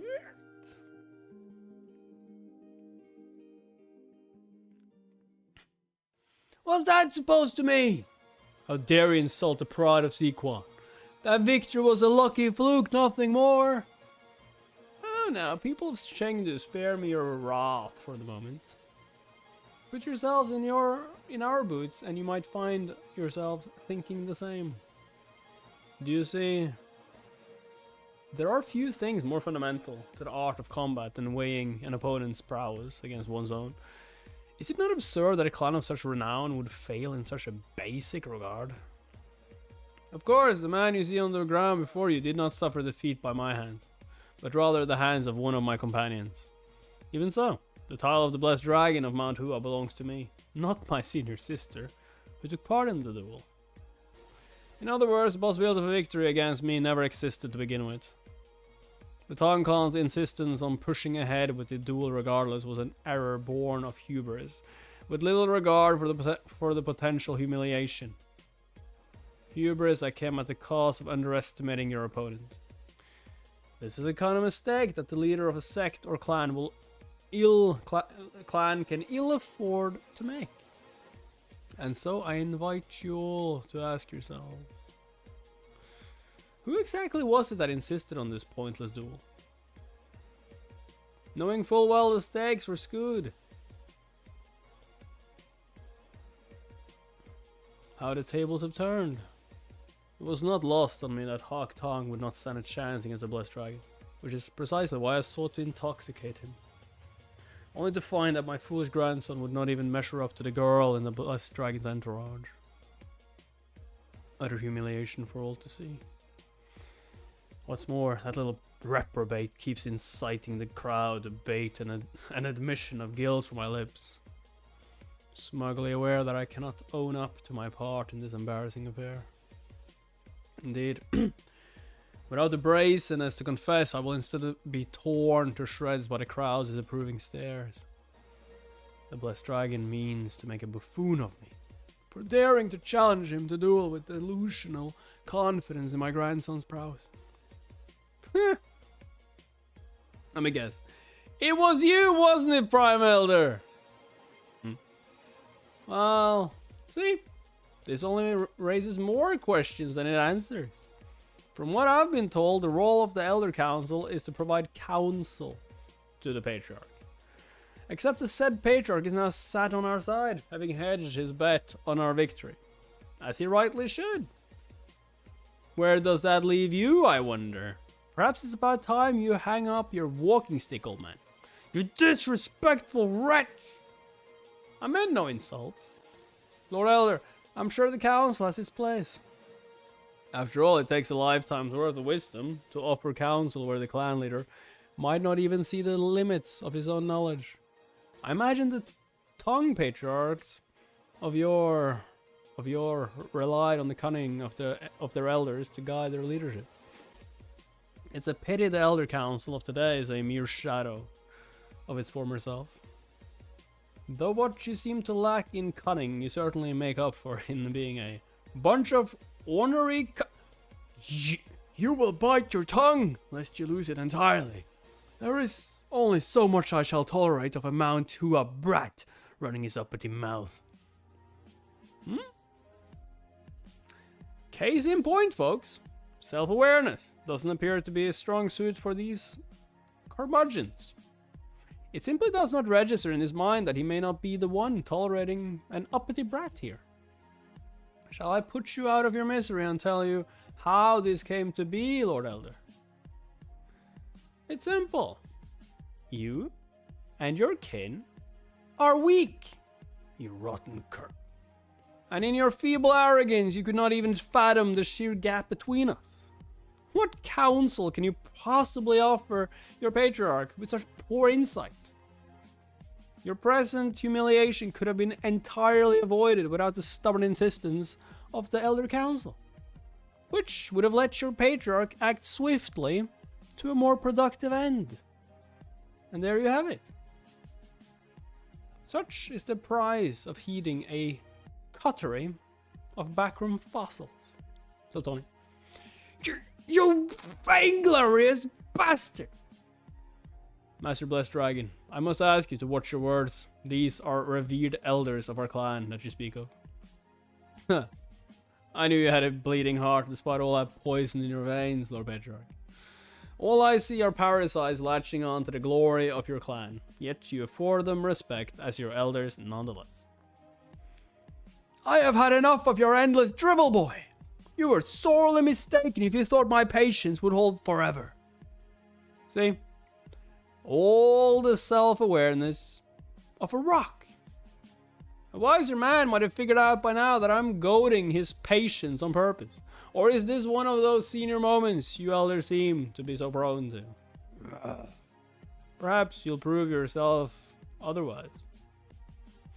I'm sure we'd all be reassured to see whether you deserve the title of Prime Elder.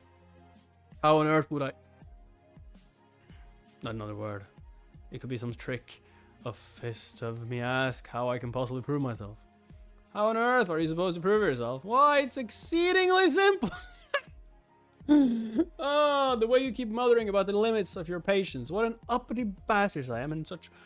It sounds as though you fancy yourself the stronger between the two of us. And where I come from, one might think these are fighting words. I propose another duel between you and me this time.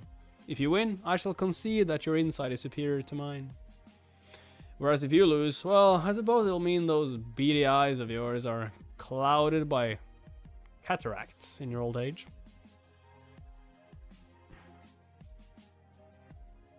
Huh. A duel, you say? You would dare challenge me to duel? Your pitiful moment of fame has gone to your head, boy. A match against me, the Prime Elder of the Sequantankla. I realize your hearing must not be so great either, Lord Elder, but I do find it tiresome to keep repeating myself. Come, let us have an answer. Amusing, indeed, but it is just as well. This debacle cannot turn out any worse on our part. All we need is for a member of the Tong clan to beat that self-satisfied mug of his into the dirt. We may yet save face for the moment. The rest can be taken care of at another time. Clan leader, how do you propose to respond? Will you be so placid once you see the blood of this insolent child in my hands? The Blessed Dragon of Mount Hua is a friend of the Tong clan. It is not for us to bar the path of a friend when his honor hangs in the balance.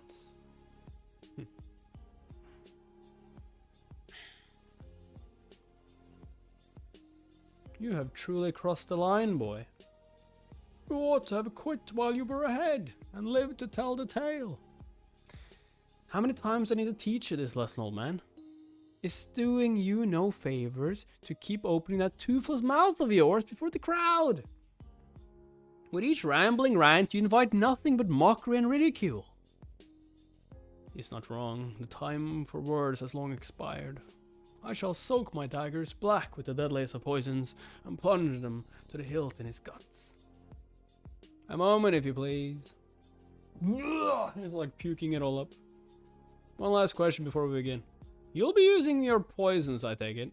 I have a condition to add on that front. A condition? Well, it's more like upping the ante, truth be told. Simply put, all the original conditions for your victory are back on the table. Huh? What? Mount Hua promises to leave the territory of the Tong clan and never set foot in these parts again, while that nincompoop from the previous duel gets to be appointed wise leader under Lord Patriarch as you were hoping. Have you lost your wits? It's kind of you to ask, Lord Elder, but that's more a concern for a man of your age, I'm afraid. In return, I have a few conditions to alter on our end. In the event that victory is mine. Stow that smug grin, bro. You will have your way soon enough. You must disband the Elder Council and step down from your position. It shall be made clear that useless council such as yours has no place in the court of the Tong Patriarch. Lord Tong, Did Chongmyung seek your approval on any part of this knuckleheaded gambit? Best of bad mouth, yes, in the realm. He's like, I'm as surprised as you are, young master. Pardon me. What?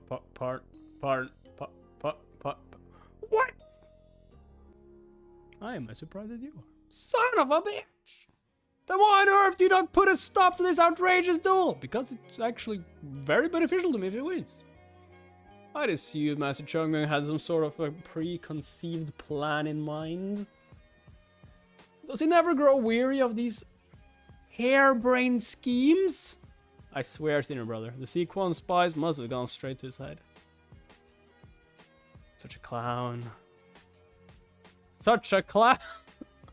Though I did exchange some prior words with the Blessed Dragon on a different matter, he gave me no indication that he would personally step forth for a duel against the Prime Elder of the Tang Elder Council. You must have as accurate a grasp of Chongmyung's prowess as the rest of us.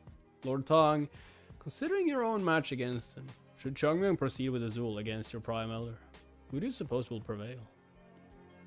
I dare say the odds are as skewed as they can be. Oh, in Chongmyung's favor then? Not at all. Not at all. The Prime Elder will make short work of him. Lord Tang. As you may have heard, the true might of the Tang clan stems from the combined use of poisons and hidden weapons. In my own duel against the Blessed Dragon, I refrained from unleashing our clan's toxins. Perhaps the duel would be an even match if the Prime Elder likewise utilizes only our hidden weapon arts, especially given the Blessed Dragon's extraordinary talent at employing his physical body and sword. Regrettably, however, the Prime Elder specialized in poisonous strikes. Without an answer to these deadly wiles, the young master will end up a blackened cadaver within a matter of seconds.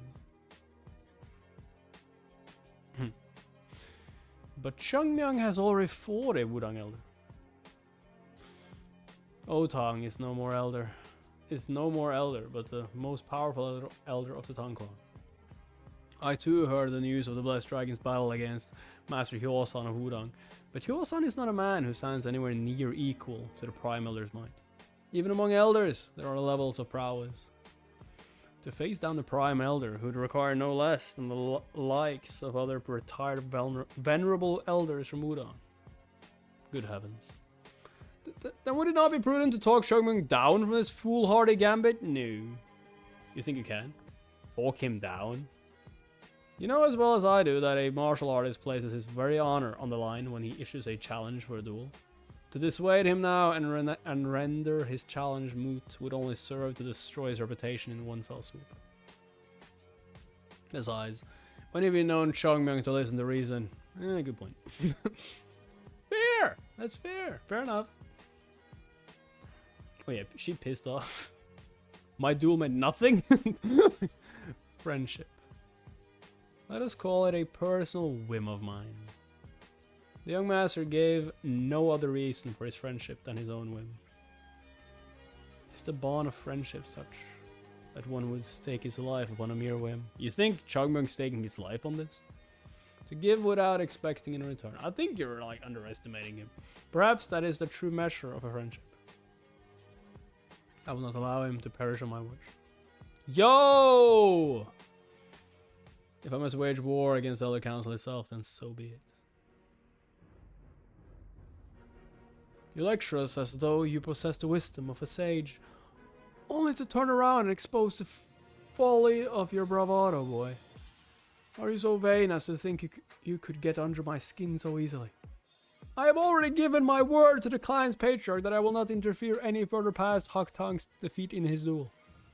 And even with these conditions you dangle before me, like carrots before a nag, my defeat at your hands would be humiliating, as unlikely as it is. And I would risk being held in contempt in the eyes of my own kin for the remainder of my twilight years. What could you possibly offer an old man that would tempt him into such a thankless venture? Spoken like a man who knows a measure of shame, Prime Elder. I mean, I'm pretty sure Chongmyung will somehow win. Except you seem to lack even the most basic understanding of shame, from what we've seen of your conduct thus far. What? What is the worth of a man's word when he's already proven himself to be devoid of all shame? No doubt you'll be meddling again in your clan leader's affairs under all manner of excuses before long. After all, that is the only thing you fossils have left, is it not? Older and wiser are not always traits that go hand in hand. Seniors who drag their juniors through the mud in service of their own authority have no right to claim the veneer of wisdom that comes with age. The title of elder is not reserved for such self-serving relics of the past. In this lifetime, I've come to know the virtues of a true elder, the love and faith they hold in their hearts for Mount Hua. In our time, Bo, we left nothing of worth behind save for the vanity of our reputations. How fortunate I am. How fortunate am I that the heavens have granted me a chance to atone for the wrongs of my past. On God, Elder Tongue. On God! On God! Or else admit before the crowd gathered here that you refuse the terms of my challenge because you are afraid to lose. Do that, and I shall step down of my own accord. Very well then. At your own insistence, I shall grant you what you so desperately seek. Death. The most excruciating demise a human can inflict upon another.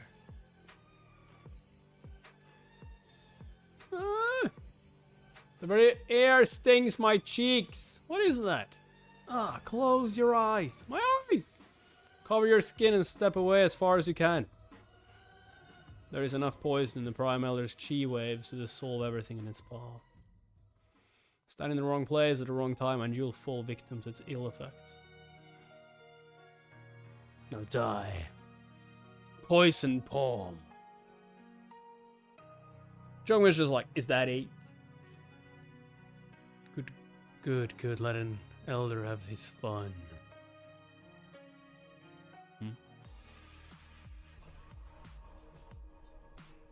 You'll have to do better than that, old man. I've just a thing for rodent like you. Rodent! The fuck? Poison bombs? Shit. Pokemon. Poison affliction.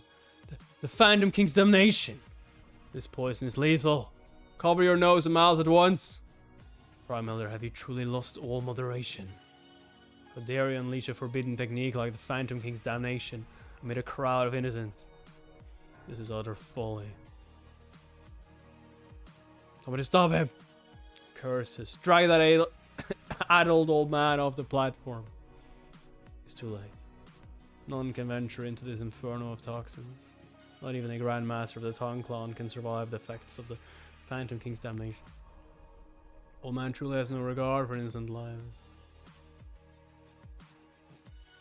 To spare me your consternation. Spare me your consternation. I killed him, did I not? Did you though? Did you though? Did you fuck up? Just piss Chung Myung off? What do you mean he's not dead? What do you mean? Is what I should have done from the start. Power is not a prize one can earn with reason and logic. Now all that remains is a demonstration of strength. The fixation over a righteous, coarse and saving face has long been my sole weakness. Had I chosen to seize dominance through fear from the outset, I would not have had to face these trifling vexations.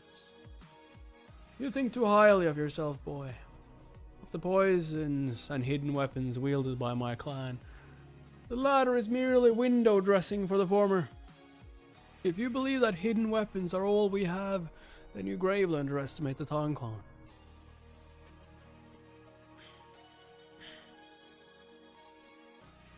Pretty, is it not? I shall let you take a guess at the substance you were engulfed in. The maelstrom of the Phantom King's damnation shrouding a cloud of the seven-step spirit bane. Both poisons of extreme lethality without any known antidote. Ugh! Not even the most fleet-footed of martial masters can evade each and every one of these minute particles floating upon the air. no more than they can evade individual grains of cascading sand. You sanctimonious fools of the righteous sects have always looked down upon my kin, ignorant of the mercy we showed in abiding by your norms and conventions. It has long been an unspoken rule of my clan that we not employ poisons without cures in any clash against other righteous martial artists. Without this code of honor in place, the Tang clan would have seized primacy over the realm with full use of our myriad poisons. I dare say you will perish in a matter of moments, but that would be more peaceful an end than one you deserve.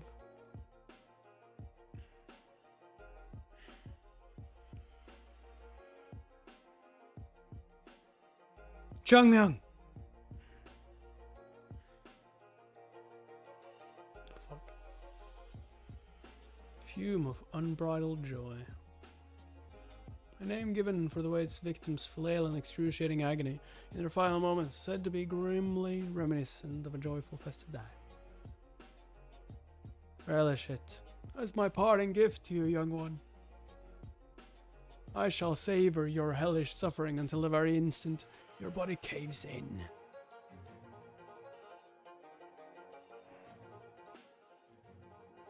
Well, what say you, Lord Clan Leader? Is this not a fair and just duel? It is too late. Even if I leap into the mayhem myself, there is no way the blessed dragon can yet survive. The old man looming before him is no longer deserving of the title of Prime Elder. What sage regard can be granted to an elder who has turned his back on even the most fundamental of a righteous martial artist's virtues? You truly think you still have the right to claim a Tang Elder's title after having defiled our name with base atrocities? You dare use an incurable poison in a duel against a youth from another righteous sect.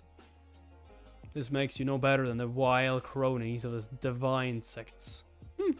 Righteous divine! What difference does it make? Righteous divine. You need to wake up, Lord Patriarch. This kind of naivety is precisely what has kept our clan from achieving supremacy across the realm. Consider our current plight, if you will. We possess the formidable might of our poisons and hidden weapons, with which we could strike terror across the realm with ease. Yet we are content to limit ourselves to Sequan and play the part of a toothless tiger. How long must we bind ourselves by these meaningless, outdated rules? And what of our petty squabbles with Kinsheng and Eme? The very notion of these so-called rivalries are laughable. Should either of them ever turn against us in earnest, it would take but a day for torrents of blood to drench the mountain slopes in which they cower. But look where we stand now, under your paltry leadership, surrounded by middling riffraff, unable to reach even a fraction of our full potential. Is this the future you would promise your kin, Lord Patriarch? Is it your vision to condemn the Tang clan to a never-ending legacy of defeat and humiliation? And what do you propose? To let loose our darkest poisons indiscriminately upon all those who oppose us? Your ramblings are naught but the grand delusions of a megalomaniac.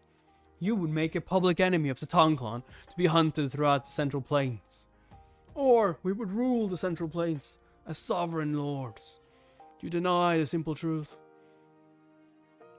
I will not have you impugn my honor as though I'm a common criminal, Lord Patriarch. The true crime here is your spinelessness, which has weakened the Tang clan to its pitiful state, and aligns with the likes of Mount Hua. Preposterous. Sir, they should be so fortunate. The mere mention of their name next to ours is an insult to our entire clan. Lord Patriarch, it is not for our lack of strength that the Elder Council has long deferred to your authority. Should you continue to overrule our council to inflate your own influence, we be warned that even an aging serpent can retain its venom. I must let my dagger fly, but an end to this horror, and yet I cannot help but question whether I will be able to quell the consequences to come. Though he is to blame for this loathsome atrocity, he remains a respected prime elder of the clan. It is not lost on me that he has his fair share of loyal supporters among the clan's many members.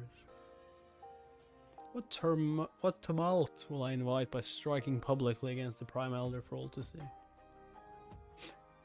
Perhaps I would be playing right into his hand, granting him the justification to move against my leadership. I should never have allowed this mess to unfold. Like, you're talking like Chungyung's dying. Chungyung's fine. Chungyung's just eating some poison right now. It was by my authority that he was allowed to speak before the crowd, and it was by my negligence that his immense ambitions went unchecked until now. Above all, I made a grave error of allowing a duel of any sort to take place against the Blessed Dragon. A wiser patriarch would have nipped the very notion of the duel in the bud, long before making any meek attempt to keep the peace. An error of naive faith, snuffed out in a moment's hesitation. A perfect storm of foolish mistakes that wrought this abhorrent end. Let the dagger fly. He must be stopped.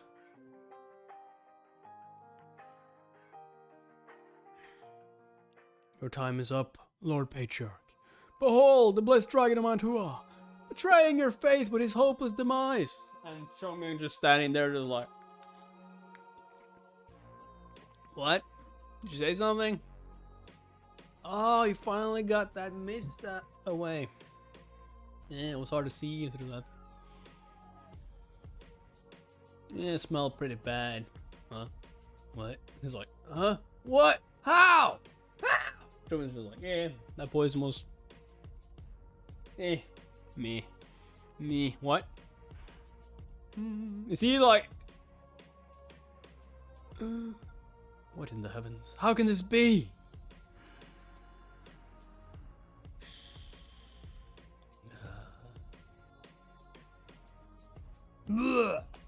Is it because of the poison he like already ingested before that? Just like mixed in? Nah, he has another plan. He's just like, oh, I see. He's just getting all that poison out. Like the Exorcist. Puke it out, Chunga! The toxins in his veins. It's leaving his body. It's been some times that was brought to my knees, but I'll hand it to you. That famous sequence spice, well, better out than in, I always say. God, better out than in. Oh, that is true though. Like if you're drunk and you puke, it's completely different than if you're not drunk. It just feels like a water fountain comes out of your mouth. Huh? What? Spice. Like spice. Sequence spice. Enough with the jests! There is no possible way you could have escaped intoxication. Your very bones should have turned into dust by now. You should be nothing but a puddle of melted flesh. This is the peak of absurdity. Perhaps the martial artist of peak inner chi reserves may withstand a poison or suppress its effect, but only to an extent. Not even a master can be completely immune. That young upstart has no chance in hell of resisting to this degree. Ugh. Oh shit. Ah, it's all in my teeth. It's like, god damn, that damn fly's stuck in my teeth. Ugh. Son of a bitch. Speaking of vomit, I heard you're retching up a whole pile of word vomit yourself, Lord Prime Elder. Let me set the record straight on a few things. For one, it's not for any code of honor for your poisons that the Tong Clan never managed to rule the realm, you know. It's more that there's only so much your poisons can do. What? Second, you seem to think the Tong Clan is somehow doing Mount Hua a favor with this alliance, but I assure you, it's entirely the other way around. Mount Hua is generous to even consider an alliance with your clan, and you'd do well to remember that. Third and last, but not least, your Lord Patriarch knew all this and understood what a boon it was to secure the friendship of Mount Hua. Clearly his insight is not something he inherited from his elders. I must say, I rather sympathize with him if anything. It's no easy feat running a clan with a bunch of jealous old fogies, nattering behind his back. I imagine. What's the matter? That gormless look on your face tells me you're still confused. Have you gone senile, old man? I suppose there's only so much I can explain in words to help you understand what you just witnessed. For now, suffice to say, I have certain advantages that made your poisons useless against me. Now, why don't we pick up where we left off? Come, throw me whatever other tricks you still got left up your sleeve. God damn, Chungmyung. Get on the older. See, when you hear the name Tong, you might think of a great house of renown on par with the revered Namgun clan. And yet, the Tong clan has not once produced the greatest master of the realm in any age, whereas the likes of the Namgungs and the Paings had several to their name.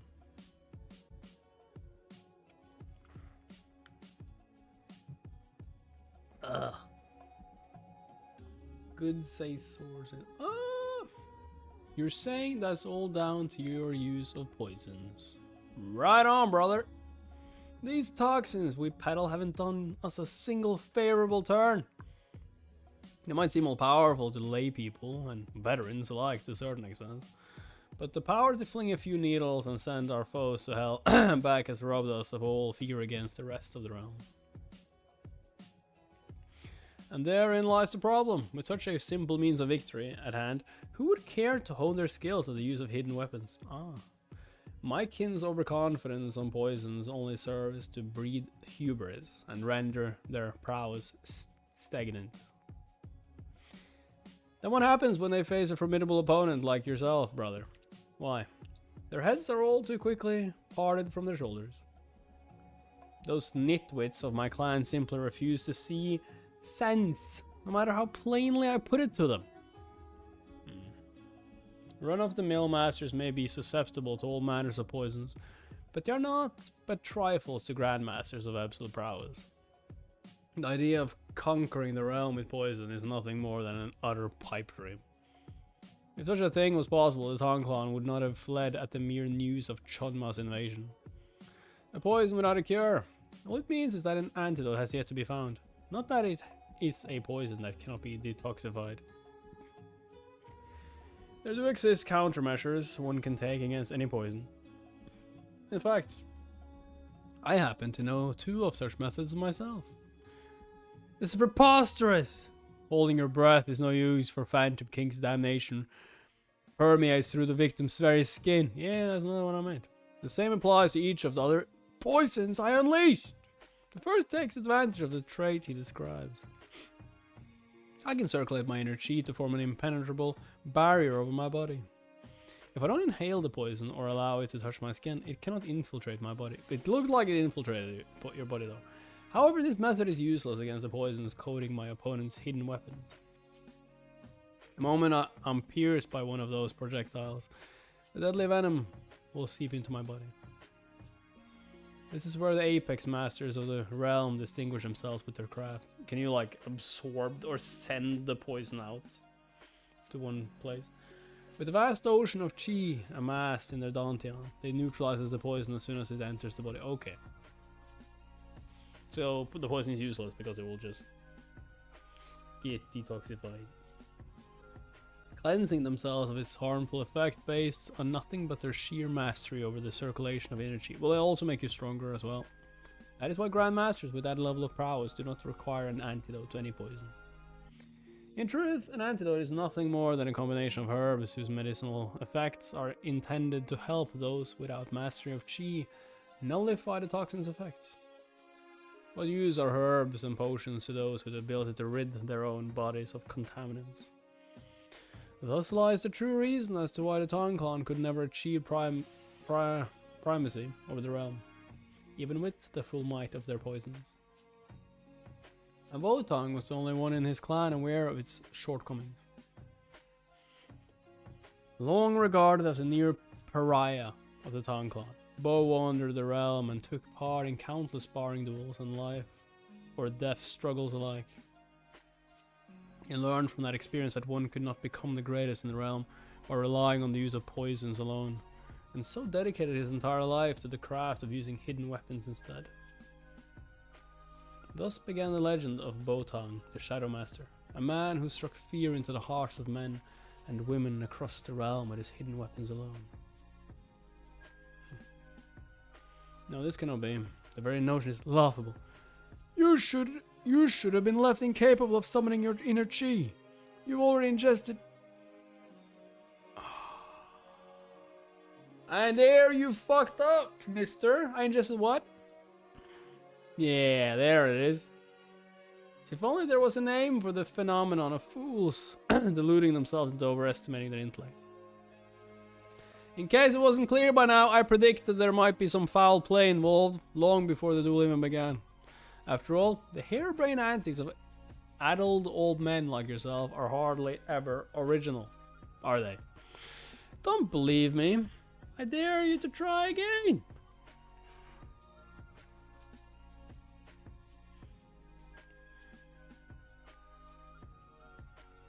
Yo, he is absorbing it on purpose. He's just like sucking it in.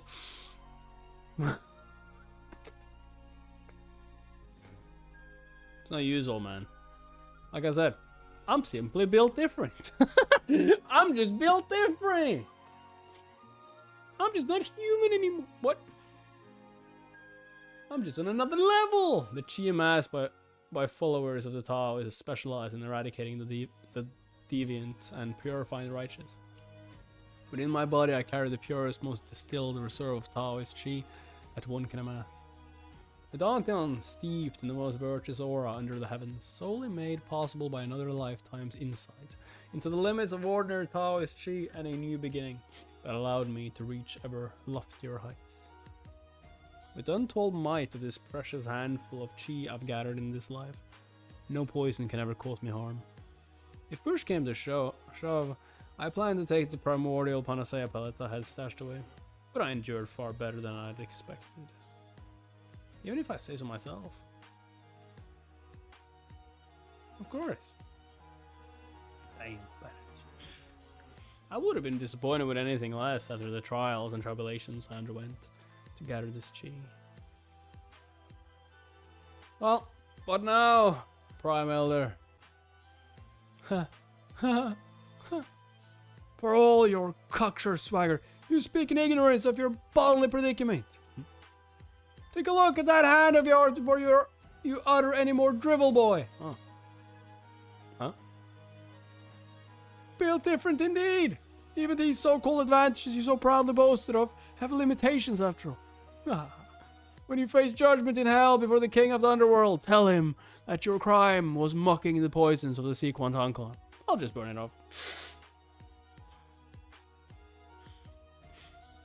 Flames. The flames of true clarity. A blaze of chi that can only be sparked by a Grandmaster whose chi circulation has reached its peak. But how? Old men and their short-sighted ways. In life, it was Botang's wish to bring down the walls that his clan had erected against other clans and sects. He knew that clinging on to the clan's narrow-minded martial philosophy as kingpins of Sequan would forever keep them from rising to true greatness in the realm.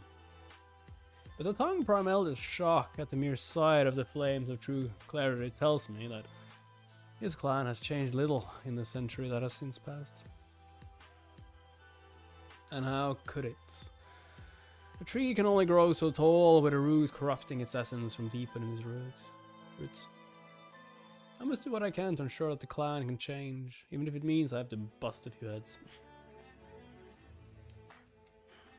Stay back, I say. Die, you worm! Die! You freak of nature! That's too many. All those poison bombs exploding at once will engulf this entire... Yo, Chungmin's just like, nah, you don't. I would let you if it was only me here, but... Damn. He's gonna like absorb all the poison himself. I'm getting tired of the same song and dance, old man. The full array of the Tonkon's concoctions. This cannot be. None None of this makes any sense. I shall not be defeated by some runt. The pride of the great Tang clan forbids it. A lifetime spent mastering the way of poison, and elevating the Elder Council standing with my wisdom. The very cause that fuels my existence. I will not have it snuffed out so easily. Oh, there we go. Finally some weapons. Weak blades from a weak man. I see nothing of the esoteric intricacies of Gonak Tong's flying daggers. Esoteric. Nor the shrewd expertise one might expect from a veteran of his age. Yo, he solely relied on poisons. No, I won't allow it. This will not be allowed to stand. Sure. The coin of the Tang clan. Sparkling clean compared to the ones that had been worn down to tarnished scraps of metal by Botang. I'm telling you, brother, this is proof of hard training. The titles that Botang held in the past is essentially no different from that of this man. Though Otang wields his position as head of the Elder Council to sway the clan as he pleases. Whereas Botang was essentially an outcast who had left his clan behind. They were both prime elders of the Sequan Tang clan in their time. How is it that the two men share so little in common then? Had it been Botang facing my current self across the arena instead of this arrogant old man, I would not have lasted 3 seconds before being picked apart to pieces. It's nothing short of an insult that someone of such middling prowess could ever flaunt his authority as a Tang elder in the first place. You fool! My rage knows no bounds. Now I understand why you used your dying breath to entrust me with the future of the Tang clan. It was precisely to avoid the sight of such travesty from the afterlife. No more of this humiliating display. What his narrow mind cannot comprehend, his body will learn in abundance. Let every strike be a lesson from his ancestors. Yo.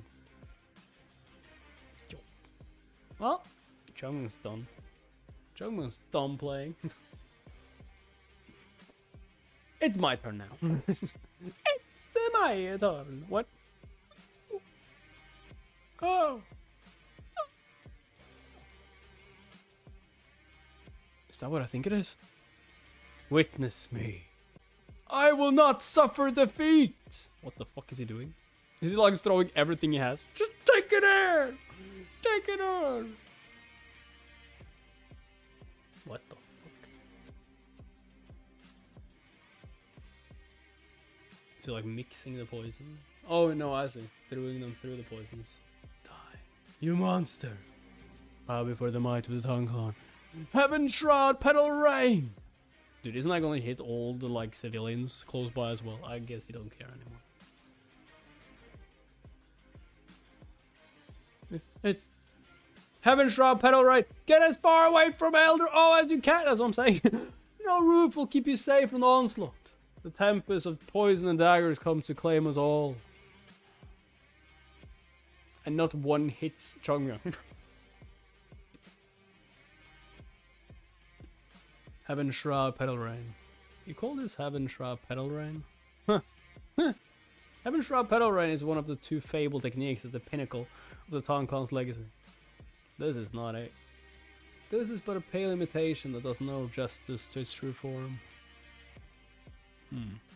Despite its imperfections, even the incomplete form of Heaven shroud petal rain, Botang once showed me in the past was far superior. It was a sight to behold, mesmerizing every upward gaze. Indeed.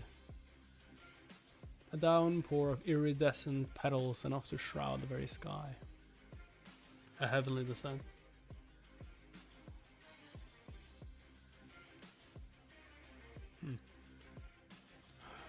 Watch closely, descendant of Tang. This too is a mere imitation of the original. But I may be the only person alive right now who can even come close to its former glory. Behold, the enlightenment gifted by Botang across a century from the beyond. Yo, could you imagine this animated? Boy football.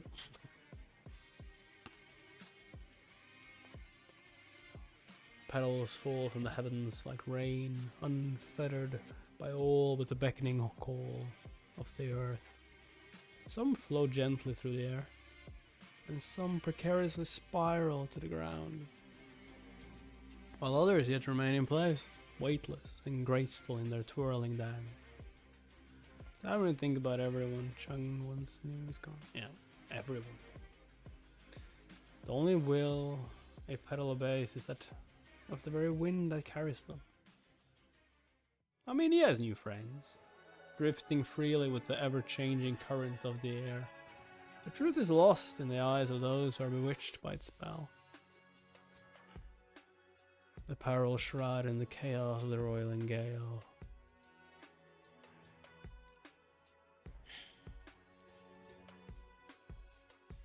A world consumed by petals. How can this be?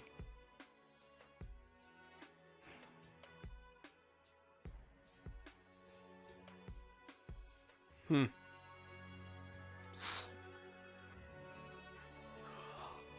you kill him?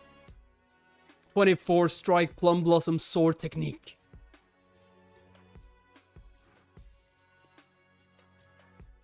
Plum blossom might. Heaven shroud plum blossom rain. Oh damn. How can this be? How can this be? No!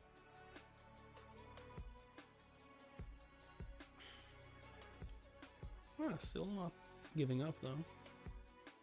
Curse you! I am Otang.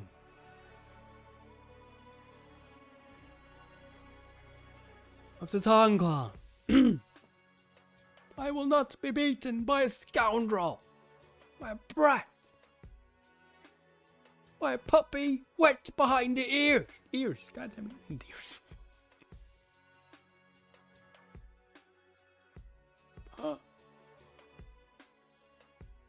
Oh shit.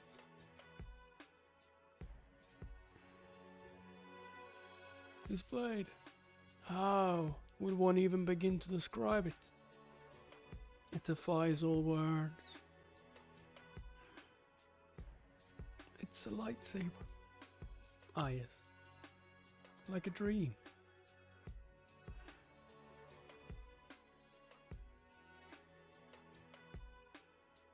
Is Shaman actually gonna kill him? A blade like a mirage in slumber.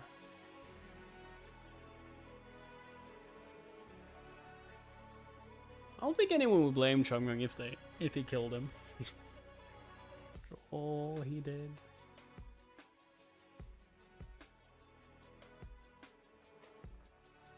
Huh?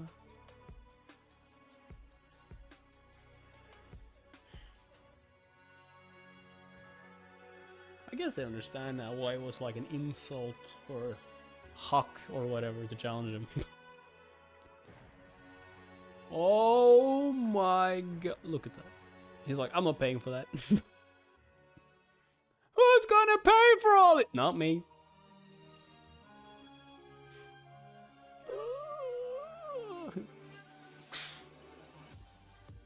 What is this technique of yours? Heaven shroud plum blossom rain. Heaven shroud plum blossom. I see.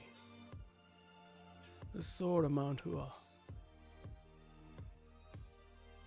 Except this legacy is not Mount Hua's alone. This is a creation of my own that incorporates the principles of once shown to me by Bhutan. A secret technique of the Tang clan born upon the blade of Mount Hua. Not that he would have any way of knowing that. This is as much ancestral guidance as I can impart.